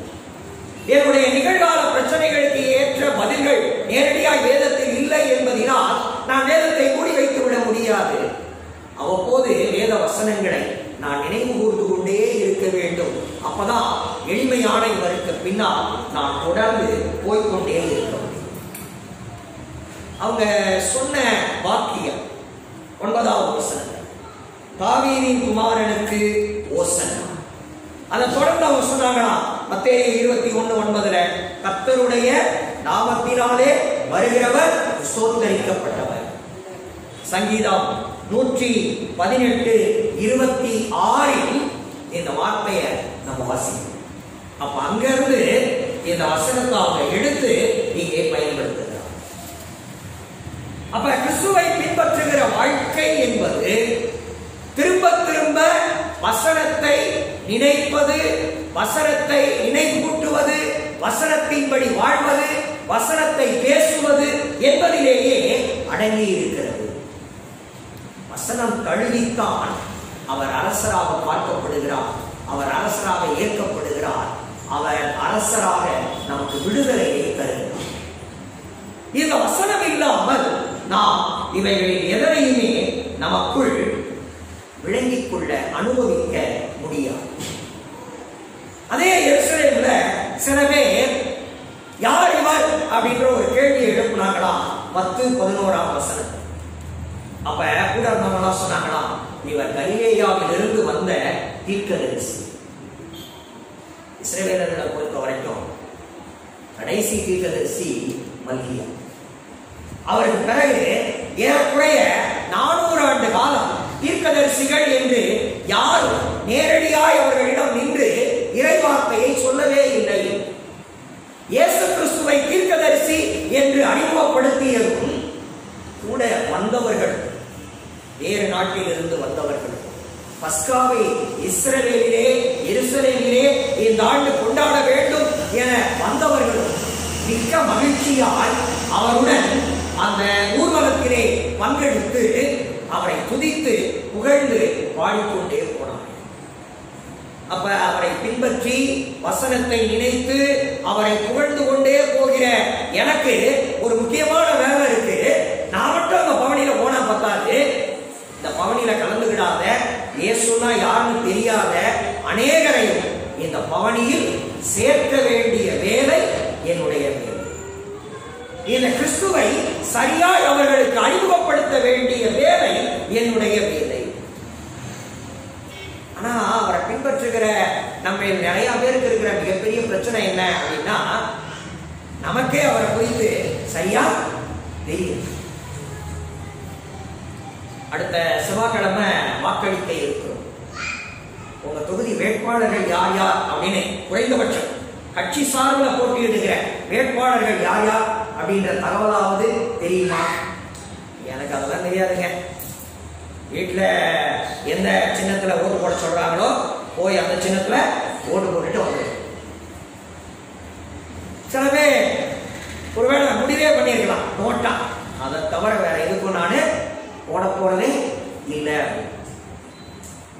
ஒரு சின்ன என்னுடைய கருத்து, ஒருவேளை அது தவறாக நீங்க நோட்டாக்கு ஓட்டு போடுறதுக்கு பதிலாக வீட்டிலேயே இருந்தது அது பேசி அங்கே போய் இருக்கு அதுக்கு ஓட்டு போட்டு நான் வந்தேன் அப்படின்றத இந்த கொரோனா காலத்தில் அப்படி போய் நீங்க காட்ட வேண்டிய அவசியம் இல்லை அப்படின்னு நினைக்கிறேன்.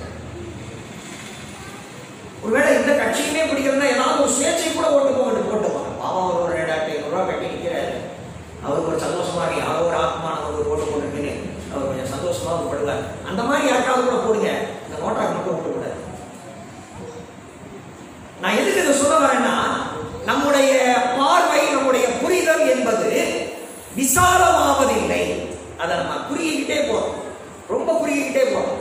நான், என் வாழ்க்கை துணை, என் பெற்றோர், என் பிள்ளைகள், என் உறவுகள், என் நட்புகள், எனக்கு நெருக்கமானவர்கள், எனக்கு இணக்கமானவர்கள், அவர்களோட இந்த சுற்ற நம்ம நிறுத்திடும். அதை தாண்டி நம்ம வேற எங்கேயும் போறது. ஒரு விசாலமான பார்வை நமக்கு தேவை. அநேகரை ஆண்டவருடைய மந்தையில் அவரை பின்பற்றுகிற பவனியில் சேர்க்க வேண்டியது நம்முடைய கடமையாயிருக்கு. அதை நம்ம சரியா செய்யணும், நம்ம தான் செய்யணும், நம்ம தான் சொல்லணும். நம்முடைய பேச்சிலும் நம்முடைய செயலிலும் தான் அந்த விளைவு நிகழும். நம்மால் தான் அவர்கள் ஆண்டவரை பின்பற்ற வேண்டும். அரசர் எளிமையாக வருகிறார். அவருடைய இலக்கு, மறுபடியும் சொல்றேன், அரண்மனை அல்ல, ஆலயம். அவர் ஆலயத்திற்கு வருகிறார். இயேசு கிறிஸ்து எருசலேம் ஆலயத்திற்கு வருவது இதுதான் முதல் முறையா? இல்ல, அவர் இதுக்கு பல முறை வந்திருக்கிறார். இதற்கு பின்னரும் அவர் சில முறை வருகிறார். அவர் ஆலயத்தை பலமுறை பார்த்திருக்கிறார். ஆனா இந்த முறை அவர் ஆலயத்தில் நடந்து கொண்டது வித்தியாசமான ஒரு நிகழ்வு. யோவான் நற்செய்தியின் நூல் 2ஆம் அதிகாரத்தை நாம் கவனிப்போமானால், யோவான் 2ஆம் அதிகாரம் 13ஆம் வசனத்திலிருந்து 17ஆம் வசனம் வரை உள்ள பகுதி. இது இயேசு கிறிஸ்து முதலாய் போதகரான பின் 30 வயதுக்கு பின் பஸ்கா பண்டிகையின் கொண்டாட்டத்திற்காக எருசலேம் போன போது ஆலயத்தில் நிகழ்ந்த நிகழ்வு. என்ன பண்ணாருங்க? ஆலயத்தை சுற்றி இருந்தார். இப்போ மத்தேயு 21ஆம் அதிகாரம் 12ஆம் வசனத்திலிருந்து 16ஆவது வசனம், இதுல என்ன பார்க்கிறோம்? அதே போல அவர் ஆலயத்தை சுத்தம் பண்ணார். அப்ப வேதாகமத்தினுடைய புரிதலின்படி அவர் தேவாலயத்தை 2 முறை சுத்திகரித்தார். ஒன்று தன்னுடைய ஊழியத்தின் துவக்கத்தில், இன்னொன்று தன்னுடைய ஊழியத்தின் நிறைவில். இயேசு கிறிஸ்து 3.5 ஆண்டுகள் இறை பணி செய்தார் என்பது நம்முடைய புரிதல். 3.5 ஆண்டுகள் அப்படின்னா அவர் 4 முறை பஸ்காவை ஆசரித்திருக்க வேண்டும். முதல் பஸ்காவையும் ஆசரித்த சுத்தம் பண்ணார். 4வது ஆலய பஸ்காவிலையும் அவர் ஆலயத்தை சுத்தம் பண்ணார். நடுவுல மறுபடியும் முந்தின நிலைமைக்கே ஆலயம் போயிட்டு. அப்ப திரும்ப திரும்ப ஆலயத்தை சுத்தம் பண்ண வேண்டியது அவசியமா. 1 கொரிந்தியர் 3ஆம் அதிகாரத்தை இன்றைய நிருப பாடமாக நம்ம வாசிக்க கேட்போம். 1 கொரிந்தியர் 3ஆம் அதிகாரம் 16ஆவது வசனத்திலிருந்து நம்ம வாசிக்க கேட்போம். அதுல நம்ம பார்க்கிறோம், நம்முடைய இருதயமே ஆண்டவருடைய ஆலயம். நம்ம இதை ஆலயம் சொல்லிட்டு இருக்கோம், இதுதான் ரொம்ப ஆலயம், இதுதான் ரொம்ப முக்கியம் அப்படின்னு நம்ம நினைச்சுட்டு இருக்கோம். ஆனா ஆண்டவர் விரும்புகிற ஆலயம் என்பது நம்முடைய இருதயம். எனக்கு ஒரு ஆலயத்துக்குள்ள வந்த உடனே ரொம்ப சந்தோஷமா இருந்தது. இந்த குருத்தோலை ஞாயிற்காக உங்கள் ஆலயம் அலங்கரிக்கப்பட்டிருந்த தினம். நம்முடைய ஆலயம் அழகாய் இருக்கிறது. அழகாய் இருப்பது நமக்கு சந்தோஷமாய் இருக்கிறது. நம்முடைய இருதயமாகிய ஆலயம் எப்படி இருக்கிறது? அழகாய் இருக்கிறதா? அது ஆண்டவர் சந்தோஷப்படும்படியாய் இருக்கிறதா? இதுதான் இந்த பகுதி நமக்குள்ள எழுப்புகிற ரொம்ப முக்கியமான கேள்வி. இந்த குறிப்பை நான் இன்னொரு வார்த்தையில சொல்ல விரும்புகிறேன். இன்றைய தியானத்தினுடைய 2வது முக்கிய குறிப்பு இது. அரசர் எதிராக வருகிறார். அரசர் எதிராக வருகிறார். முதல்ல எளிமையாக வருகிறார் அப்படின்னு சொன்னேன். இப்போ எதிராக வருகிறார். ஆலய நிகழ்வுகளுக்கு, ஆலயத்தில் இருப்போர் செய்கின்ற செயல்களுக்கு எதிராக அவர் வருகிறார். என்ன பண்றார்? 12வது வசனம் என் கூட சேர்ந்து வாசிக்க விரும்புறவங்க வாசிங்க. மத்தேயு 21ஆம் அதிகாரம் 12, 13ஆம் வசனங்கள் வாசிக்கலாமா? இயேசு தேவாலயத்தில் பிரவேசித்து ஆலயத்திலே விற்கிறவர்களும் கொள்ளுகிறவர்களும் ஆகிய யாவரையும் வெளியே துரத்தி காசுக்காரருடைய பலகையில் புறா விற்கிறவர்களின் ஆசனங்களையும் கவிழ்த்து, என்னுடைய வீடு ஜெப வீடு எனப்படும் என்று எழுதியிருக்கிறது, நீங்களோ அதை கள்ளர் குகையாக்கினீர்கள் என்றார். ஆலயத்துக்குள்ள வர, ஆலயத்துல என்ன இருக்கு? விற்கிறவர்கள், வாங்குகிறவர்கள், ஒரு பெரிய கூட்டம். காசுக்காரர்கள் இருக்காங்க. அது என்ன காசுக்காரர்கள்? பல நாட்டு மக்கள் எருசலேமுக்கு வருவார். எருசலேமில் இருந்த பிரதான ஆசாரியர், ஆலய நிர்வாகி நிர்வாகிகளாகிய சதுசேயர்கள் அவங்கெல்லாம் வச்சிருந்த ஒரு சட்டம், இப்படி எல்லா நாட்டு காசையும் நீ கொண்டு காணிக்கை டப்பால போடக்கூடாது. ஆலயத்தின் பணம் அப்படின்னு கொஞ்சம் நாங்க வச்சிருக்கிறோம், அதைத்தான் நீங்க போடணும். உங்க பணத்தை கொண்டு இந்த காசுக்காரர்கள்ட்ட கொடுத்து அந்த ஆலயத்தை போடக்கூடிய பணமா மாத்தி அந்த பணத்தை நீங்க போடணும்.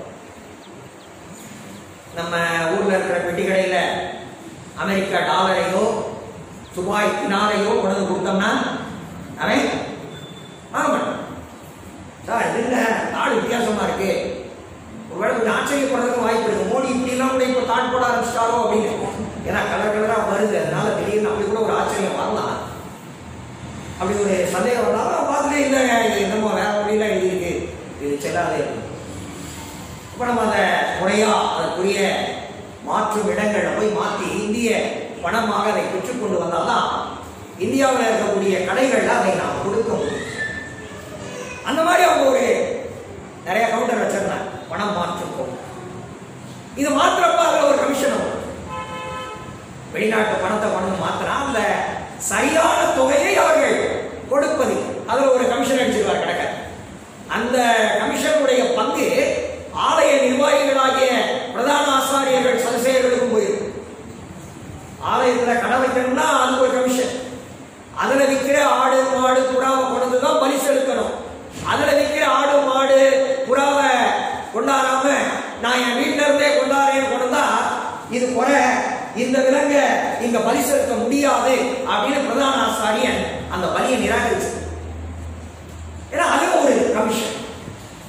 அப்ப அன்றைய ஆலயம், இந்த நம்ம படிக்கிற இந்த பகுதியில் இருக்கிற அந்த ஆலயம் உண்மையிலேயே மக்கள் யாவரும் லகுவாய் தங்கள் இயல்பாய் விரும்பி ஆண்டவரை ஆராதிக்கும் முறையில் அல்ல, ஒரு பெரிய வியாபார நிறுவனமாகவே அமைப்பாகவே இருந்தது. அதனாலதான் 13வது வசனத்துல அதை குறித்த விமர்சனம் செய்யும் போது ஆண்டவர் சொன்னார், கள்ளர் குகையாக்கி விட்டீர்கள். அந்த காலத்துல கள்ளர்கள்லாம் குகையில் தங்கி இருக்காங்க. அது அந்த காலத்துல, இந்த காலத்துல இல்லை. இந்த காலத்துல கள்ளர்கள் பெரும்பாலும் மாளிகையில தான் இருக்காங்க. ஆலயத்திலே கள்ளர்கள் இருக்கிறார்கள். ஏன் இந்த இடத்தை ஒழுங்குபடுத்தணும் ஆண்டவர் விரும்பினார்? சாலமோனின் தேவாலயம் என்றது ரொம்ப வித்தியாசமான அமைப்பு. அதுக்கு பிறகு எஸ்ரா புத்தகத்துல செருபாபேல் கட்டின ஆலயம் என்பதும் வித்தியாசமான அமைப்பை கொண்டது. இந்த ரெண்டு அமைப்புல இருந்தும் மிகவும் வித்தியாசமான அமைப்பை கொண்டது இயேசு கிறிஸ்துவின் காலத்தில் இருந்த ஏரோதின் ஆலயம். இந்த சாலமோன் ஆலயத்திலும் செருபாபேல் ஆலயத்திலும் இஸ்ரவேலர்கள் வந்து வழிபட இடம் இருந்தது. ஆனா இந்த ஏரோதின் ஆலயத்துல பெண்கள் வந்து வழிபட ஒரு இடம் இருந்தது, இஸ்ரவேலர்கள் அல்லாதவர்கள் வந்து வழிபடவும் ஒரு இடம் இருந்தது. இஸ்ரவேலர்கள் அல்லாதவர்கள் வந்து வழிபடுவதற்கான இடத்துலதான் இந்த ஆட்டு வியாபாரம், மாட்டு வியாபாரம், புறா வியாபாரம், காசு மாத்திரவங்க வியாபாரம் அதெல்லாம் நடந்துச்சு. அப்ப இந்த பிரதான ஆசாரியர் சதுசேயருடைய எண்ணம் என்ன? வேறு இனத்தை வேறு சமயத்தை சேர்ந்த எவனும் இங்க வந்து எங்க கடவுளை ஆராதிக்கும், இங்க வந்து ஜெபம் பண்ணணும். அப்படியே அவன் ஜெபம் பண்ணணும்னு ஆசைப்பட்டாலும் இந்த வியாபார சத்தத்துக்கு நடுவுல இருந்து அவன் ஜெபம் பண்ணிட்டு போட்டோம், அவனுக்கு ஒரு அமைதியான சூழலை நிச்சயம் நாங்க தரவே மாட்டோம்.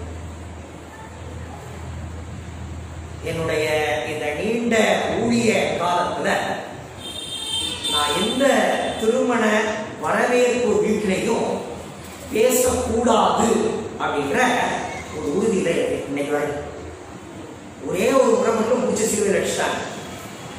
அது ஒரு திருமண மண்டபத்தில் வைத்து நடைபெற்ற ஒரு கிறிஸ்தவ திருமணம்.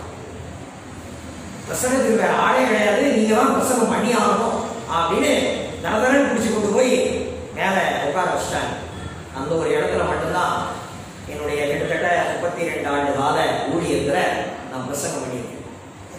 ஏன் நான் மண்டபத்துல பேசுறது இல்லை அப்படின்னா, அங்க ஆளாடு பேசிட்டு இருப்பாங்க. ஏன்னா சொந்தக்காரங்களை ரொம்ப நாள் கழிச்சு பார்க்கிறோம், நண்பர்களை நீண்ட இடைவேளை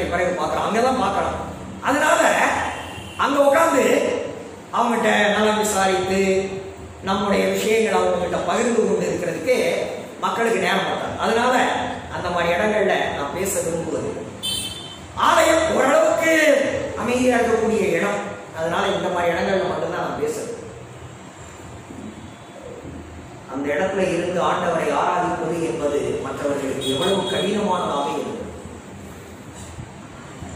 அந்த இடர்பாடுகளை அன்றைய பிரதான ஆசாரியர்களும் சதுசேயர்களுமே ஏற்படுத்தினார்கள். ஆண்டவர் ஆலயத்தை தூய்மையாக்கின ஆண்டவர் ரொம்ப முக்கியமா ஒரு வார்த்தை சொன்னார், இது ஜெப வீடு. இது ஜெப வீடு. சங்கீதம் 69:9, ஏசாயா 56:7 இந்த ரெண்டுலையும் நம்ம இது தொடர்பான வசனங்களை வாசிக்கிறோம். சங்கீதம் 69:9, ஏசாயா 56:7. ரொம்ப முக்கியமான விஷயம். ஆலயமாகிய என்னுடைய இருதயம் வியாபார ஸ்தலமாக மாறி இன்றைக்கு கள்ளர் குகை என்கிற நிலைக்கு போய்விட்டதா அல்லது ஜெபவீடாகவே இருக்கிறது? ஜெபவீடா அது இருந்தா அங்க ரெண்டு நிகழும். என்ன நிகழும்?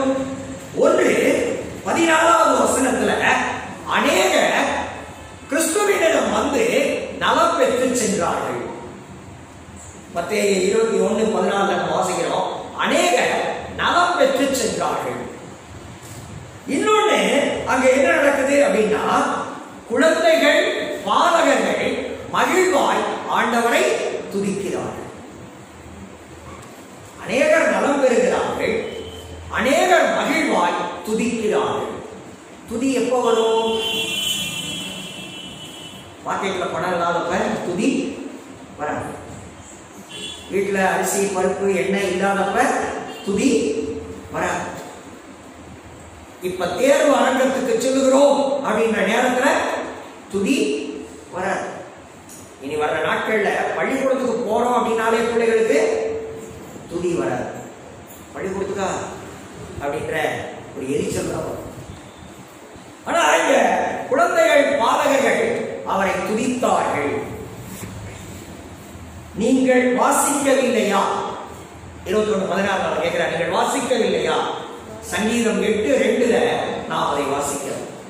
அந்த வசனத்தை கிறிஸ்துவிலே மேற்கோளாக கண்டது. அப்ப கள்ளர் குகையாக அல்லது வியாபார ஸ்தலமாக இருக்கிற ஆலயம் ஜெப வீடாக மாறும்போது அங்கே அனைவரும் நலம் பெறுகிறார்கள், அனைவரும் மகிழ்ச்சி அடைகிறார்கள். அந்த மகிழ்ச்சியின் நிமித்தம் அவர்கள் ஆண்டவரை துதிக்கிறார்கள், ஆண்டவரை போற்றுகிறார்கள். இப்படி ஒரு மாற்றம் எனக்குள் நிகழ்ந்திருக்கிறது. என்னால இன்னைக்கு ஆண்டவரை துதிக்க முடியவில்லை, ஆண்டவரை ஆராதிக்க முடியவில்லை, நலமாக இயல்பாக இதமாக என்னால் உணர முடியவில்லை அப்படின்னா நம்ம கிட்ட ஏதோ ஒரு குறை, ஏதோ ஒரு பிரச்சனை, ஏதோ ஒரு சிக்கல் இருக்கிறது. அந்த சிக்கலை நாம் சரி செய்து கொள்ள வேண்டும். அந்த சிக்கலை நாம் சரி செய்து கொள்ளாமல் நாம் ஆண்டவரை துதிக்கவோ, அவரை உயர்த்தவோ, அவரை புகழவோ, அவரை பாடவோ, அவர் தருகிற நலன்களை வளங்களை அனுபவிக்கவோ நிச்சயம் முடியாது. நிச்சயம் முடியாது. எதுக்கு இன்னைக்கும் குருத்தோலை எல்லாம் கையில வச்சுக்கிட்டு ஓசனான்னு பாடணும்? நிறைய பேருக்கு வர்ற ஒரு கேள்வி. வெளிப்படுத்தின விசேஷம் 7ஆம் அதிகாரம் 9ஆம் வசனம்.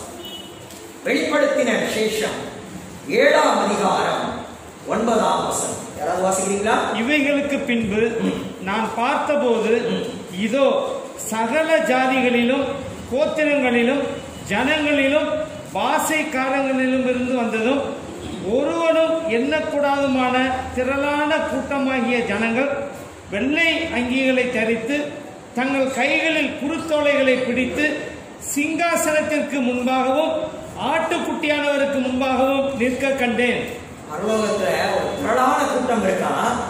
அந்த திரளான கூட்டம் சகல ஜாதி கோத்திரம் ஜனங்கள் பாஷைக்காரரிடமிருந்து வந்ததா. அவங்க வெள்ளாடைகளை அணிந்து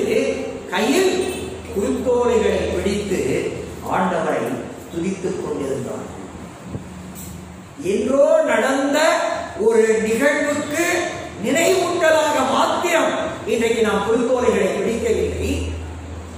பின்னர் நடக்க இருக்கிற நிகழ்வுக்கு முன்னோட்டமாகவும் ஒரு பயிற்சியாகவும் நாம் குருத்தோலைகளை பிடித்து ஆண்டவரை துதிக்கிறோம். அதுல இருந்து நாம் பாடத்தை கற்றுக்கொள்ளுகிறோம். அந்த நிகழ்வுக்காக நம்மை நாம் ஆயத்தப்படுத்திக் கொள்கிறோம். குருத்தோல ஞாயிறு அப்படின்றது சும்மா ஒரு நிகழ்வு வந்தால் போனால் அப்படின்றது. இதுல நம்மை பரலோகத்திற்கு தகுதிப்படுத்துகிற மிக முக்கிய செய்தி இருக்கு. ஒரு வரலாற்று அறிஞர் இந்த நிகழ்வை குறித்து எழுதும் போது ஒரு வித்தியாசமான குறிப்பை எழுதியிருந்தார். அதை முழுமையாய் என்னால் ஏற்க முடியவில்லை. ஆனால் ஒரு உதாரணத்துக்காக சொல்லுகிறேன். இயேசு அதுவரை ஏறி பயணித்த அந்த கழுதை அதற்கு முன்னர் யாரும் ஏறிராத கழுதை. அவர் இறந்த பின் அடக்கம் பண்ணப்பட்ட கல்லறை யாரும் அதுவரை வைக்கப்பட்டிராத கல்லறை. அப்ப யாரும் ஏறிராத கழுதை, யாரும் வைக்கப்பட்டிராத கல்லறை தான் அவருக்கு. ஆனா நம்ம இருதயம் அவருக்கு ஆலயமாக ஒப்படைக்கப்படுகிறது. இது யாரும் பயன்படுத்தாத இருதயமா, யாரும் ஏறி இறங்காத இருதயமா அப்படின்னு பார்த்தா இல்ல. ஏகப்பட்ட குப்பைகள் ஏறி இறங்கி அசுத்தமாக்கின இருதயம். எல்லாத்தையும் புதுசா தேடி இந்த உலகத்துல பயன்படுத்தின ஆண்டவர் மிக பழமையான கேடான நம்முடைய இருதயத்தை நேசிக்கிறார். இந்த கழுதையில் அவர் பவனி அவர் இறங்கின பிறகு அந்த கழுதை அப்படியே தள்ளி போய் ஒரு பாறையாக மாறி போனது.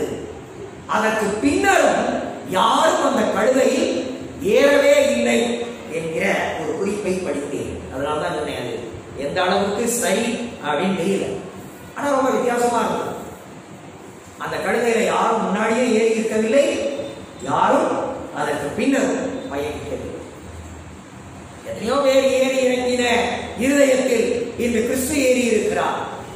அவர் அரசராக நம்முடைய இருதயத்தில் இருந்து ஆட்சி செய்ய விரும்புகிறார். ஒன்னே ஒண்ணு மட்டும் நான் அழுத்தி சொல்ல விரும்புகிறேன். அவரே கடைசி வரை நம்முடைய இருதயத்தில் அரசராக இருந்து நம்மை ஆள வேண்டும், நம்மை வழிநடத்த வேண்டும். அவருக்கு முன்னால் பலர் போயிருக்கட்டும், ஆனால் அவருக்கு பின்னால் அந்த இடத்தை யாருக்கும் கொடுக்காத மக்களாக நாம் காத்துக்கொள்ள வேண்டும். இது இந்த வேத பகுதி, இந்த நாள் நமக்கு கற்றுக் கொடுக்கிற முக்கிய செய்தி. 2 வாக்கியங்கள், அதை மறுபடியும் ஞாபகப்படுத்த விரும்புகிறேன். அரசர் எளிமையாக வருகிறார், அரசர் எதிராக வருகிறார். என்னுடைய புத்தகங்களை உங்களுக்கு அறிமுகப்படுத்த விரும்புகிறேன். சென்ற முறை நான் வந்தபோதும் இவைகளில் சில புத்தகங்களை உங்களுக்கு சொன்னது, நீங்கள் வாங்கினது எனக்கு நினைவில் இருக்கிறது.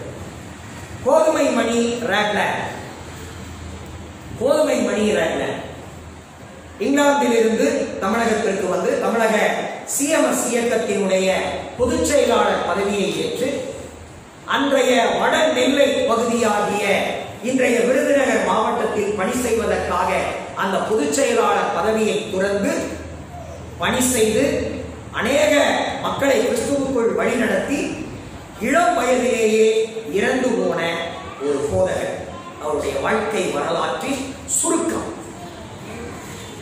8ஆம் வகுப்பு படிக்கிற மாணவ மாணவியர் கூட இந்த புத்தகத்தை படித்து இந்த நிகழ்வுகளை விளங்கிக் கொள்ள முடியும்.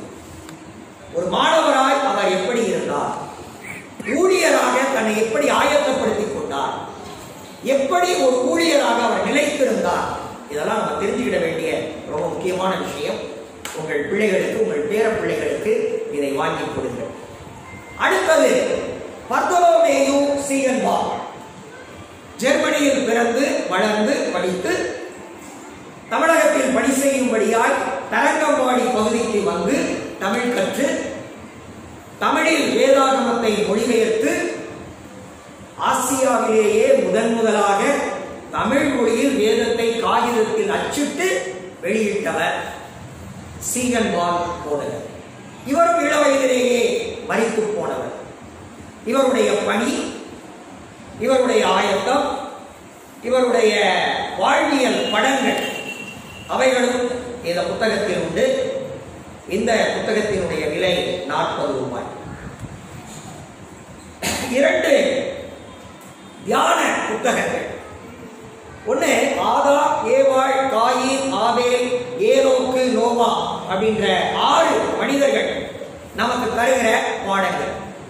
இன்னொன்று ஆபிரகாமினுடைய அப்பா தேராகில இருந்து சாராள், மெல்கிசேதேக்கு, அபிமெலேக்கு, பார்வோன், லோத்தின் மனைவி, கடைசியா கேத்தூராள் வரைக்கும் ஆபிரகாமோடு இணைந்திருந்த முக்கிய மனிதர்கள் ஈசாக்கு தவிர அதுல ஒரு 12 பேர் அவர்கள் கற்றுத்தரக்கூடிய பாடல்.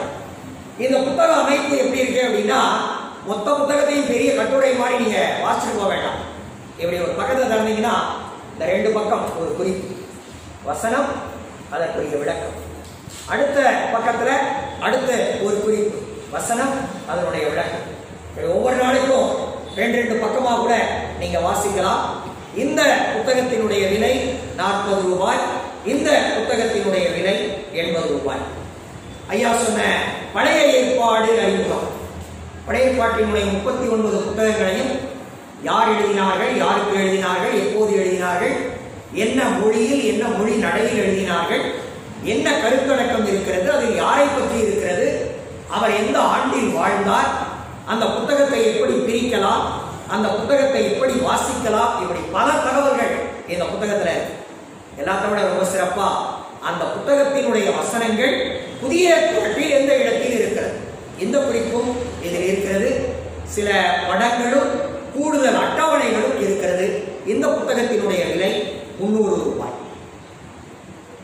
இது இன்னும் கொஞ்சம் ஆழமாய் நாம் வேதத்தை படிக்க நமக்கு உதவி செய்யக்கூடிய புத்தகம்.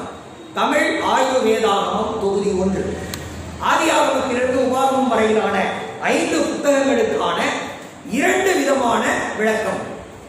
முதல்ல வார்த்தை வார்த்தையா விளக்கம். ஆதியிலே அப்படின்னா என்ன, சிருஷ்டித்தார் அப்படின்னா என்ன, இப்படி வார்த்தை வார்த்தையா விளக்கம். இது முதல் பகுதி. பிந்தின பகுதி அதிகாரமா விளக்கம். ஒரு அதிகாரத்துல இருந்து ஒரு 4 குறிப்பு, 5 குறிப்பு.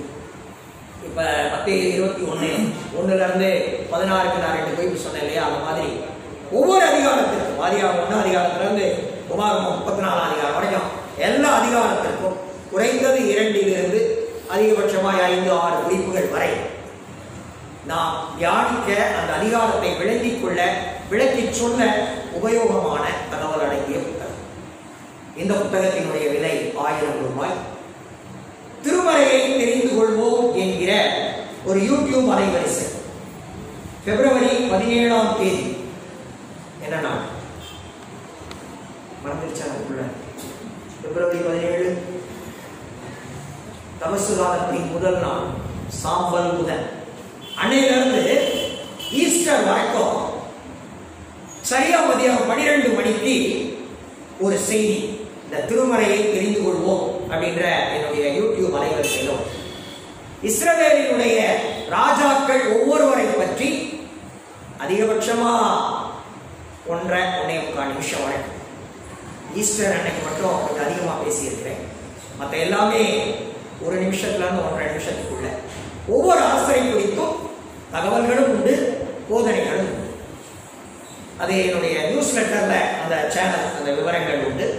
தேவையானவர்கள் வாங்கி பாருங்கள், பகிருங்கள். உங்களுக்கு பிடித்திருக்குமானால் அதை தொடர்ந்து சப்ஸ்கிரைப் செய்து கேளுங்கள். எனக்காக, என்னுடைய ஊழியர்களுக்காக, என்னுடைய குடும்பத்திற்காக, இந்த ஆண்டு +2 தேர்வு எழுத இருக்கிற என்னுடைய மகளுக்காக, அவருடைய உயர் படிப்புக்காக ஜெபித்துக் கொள்ளுங்கள். கர்த்தர் நம்மை வழிநடத்துவாராக.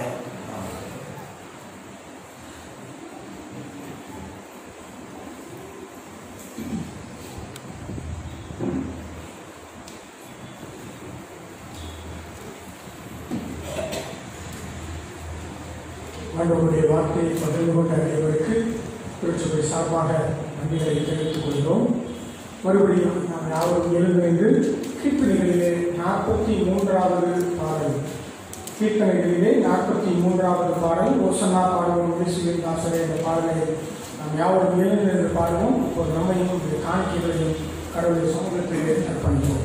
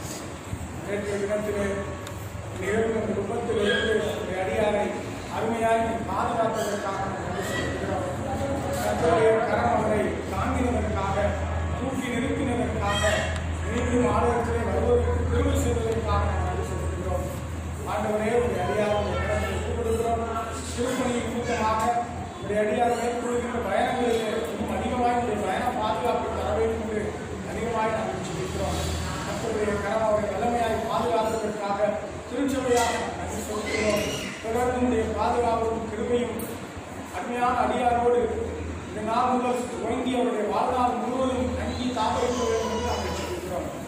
உடைய கரத்தை ஒப்புக் கொடுக்கிறோம். அடியாருடைய திருப்பணிக்காக, எதிர்கால திருப்பணி வாழ்விற்காக நன்றி செலுத்துகிறோம். கர்த்தர் எல்லாவற்றிலும் கூட இருந்து வழிநடத்த வேண்டும் என்று இயேசு கிறிஸ்து வழியாகவே வேண்டிக் கொள்கிறோம். நல்ல பிதாவே. ஆமென்.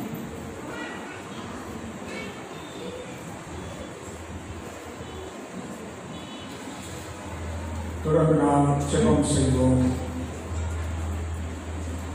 எங்களை அதிகமாக நேசிக்கிற எங்கள் அன்பின் பரலோக பிதாவே, இந்த நாளிலும் கூட நீர் எங்களுக்கு தந்த உம்முடைய வார்த்தைகளுக்காக நாங்கள் நன்றி செலுத்துகிறோம். கர்த்தாவே, எங்கள் ஆண்டவராகிய இயேசு கிறிஸ்து அரசராக வருகிறார். அதிலும் எளிமையான அரசராக வருகிறார். அவர் அரண்மனையை நோக்கி செல்லவில்லை, ஆலயத்துக்கு வருகிறார். ஒரு வித்தியாசமான அரசராக, எளிமையான அரசராக எங்களை நோக்கி வருகிறார் என்கின்ற ஒரு கட்டுப்படுத்தலுக்காக நாம் நன்றி செலுத்துகிறோம். ஆகவே அதே சமயத்திலே அவர் எதிராக வருகிறார் என்கின்ற எச்சரிப்புக்காகவும் நாங்கள் நன்றி செலுத்துகிறோம். சுவாமி, எங்களிடத்தில் என்ன இருக்கிறது? ஆண்டவர் இதற்கு முன்னால் யாருமே ஏறிகிறாத குதிரையிலே ஏறியிருந்தார். யாருமே வைக்கப்படாத கல்லறையிலே அவர்கள் வைக்கப்பட்டது.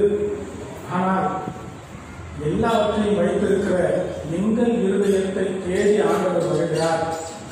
அப்படிப்பட்ட ஒரு இருதயத்தை, அப்படிப்பட்ட ஒரு எண்ணத்தை, அப்படிப்பட்ட ஒரு நபரை நான் ஆண்டவருக்கு கொடுக்கலாமா என்பதை ஒரு சரியான கேள்வியாக இந்த மனதில் வைத்ததற்காக நன்றி செலுத்துகிறோம். ஆண்டவரே, இந்த கேள்விகள் எங்களோடு கூட போராடட்டும். எனக்குள்ளே பெருமை இருக்கிறதா? நான் மட்டும்தான் இங்கே இருக்க வேண்டும், வேறு யாரும் இல்லை என்கின்ற எண்ணம் இருக்கிறதா? அகம்பாவம் இருக்கிறதா? அகந்தை இருக்கிறதா என்பதை நாங்கள் ஆய்வு செய்து, ஆண்டவர் அதற்கு எதிராக இருக்கிறார், அதற்கு எதிராக சாட்டையோடு நிற்கிறார் என்பதை நாங்கள் உணர்ந்து எங்களை சரி செய்து கொள்ள, எளிமையான அரசரை எங்களிடமாய் நாங்கள் ஏற்றுக்கொள்ள உதவி செய்ய வேண்டும் என்று நாங்கள் சொல்லிக்கிறோம். இந்த நாளினுடைய வார்த்தைகளுக்காக நாங்கள் அதிகமாக நன்றி செலுத்துகிறோம். இந்த வார்த்தைகள் தொடர்ந்து எங்களோடு கூட பேச வேண்டும். எங்களிடத்தில் இருந்து எவையெல்லாம் நீங்க வேண்டுமோ அவற்றையெல்லாம் நீக்குவதற்கு இந்த வார்த்தைகள் எங்கள் காதுகளிலே எப்போதும் நோய்ந்து கொண்டிருக்கட்டும். இந்த வார்த்தையை சுமந்து வந்த அடியாருக்காக நாங்கள் அதிகமாக நன்றி செலுத்துகிறோம். ஆண்டவர் அவரை பொருட்படுத்திக் கொள்ளும். அவருடைய பயணங்களிலே அவருடைய கிருபை அவரை தாங்க வேண்டும் என்று நாங்கள் சொல்லிக்கிறோம். கர்த்தாவே, இந்த நாளிலும் கூட எங்களுடைய திருச்சபைக்காக அதிகமாக நாங்கள் சொல்லிக்கிறோம். இந்த திருச்சபையுடைய செயல்பாடுகளுக்காக அதிகமாக நாங்கள் சொல்லிக்கிறோம். கர்த்தர் தொடர்ந்து போதுமானவராக இந்த திருச்சபைக்கு எப்போதும் இருக்க வேண்டும் என்று நாங்கள் சொல்லிக்கிறோம். இந்த திருச்சபையில் உள்ள வயதானவர்களுக்காக நாங்கள் அதிகமாக கொண்டாடுகிறோம். இன்றைய நாளின் வழிபாட்டிலும் பங்கு பெற இயலாதவர்களுக்காக நாங்கள் அதிகமாக சொல்லிக்கிறோம்.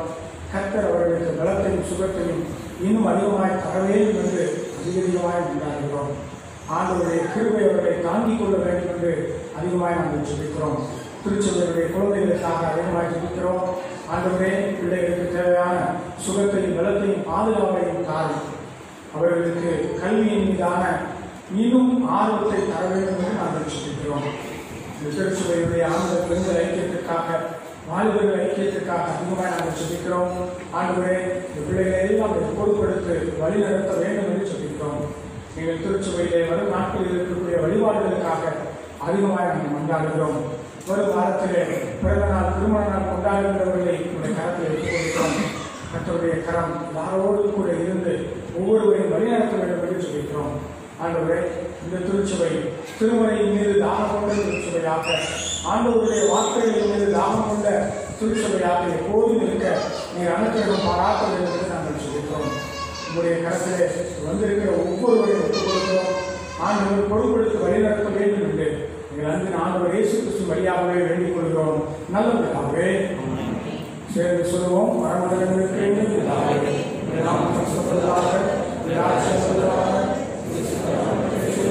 பூமியையும் சேர்க்கொள்ளாக எங்களுக்கு தூரமாக குற்றம் செய்தவர்களுக்கு நாங்கள் மன்னிக்கிறது போல எங்கள் குற்றங்களை எங்களுக்கு மன்னியும். எங்கள் சோதனைக்கு பிரவேசிக்க பண்ணாமல் தீமையிலிருந்து ரசித்துக் கொள்ளும். ராஜ்யம் மலரின் நன்மையை என்னிடத்தில்.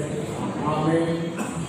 கடவுளுடைய தயவுடைய இரக்கத்துக்கும் பராமரிப்புக்கும் உங்கள் ஒவ்வொருவரையும் ஒப்புக் கொடுக்கிறோம். நம்முடைய ஆண்டவராகிய இயேசு கிறிஸ்துவின் கிருபையும், பிதாவாகிய கடவுளுடைய அன்பும், தூய ஆவியாருடைய அந்யோன்யம் ஐக்கியம் ஆசீர்வாதமும் உங்கள் ஒவ்வொருவரும் என்றும் என்றும் சதா காலங்களிலும் தங்கி நிலைத்திருப்பதாக.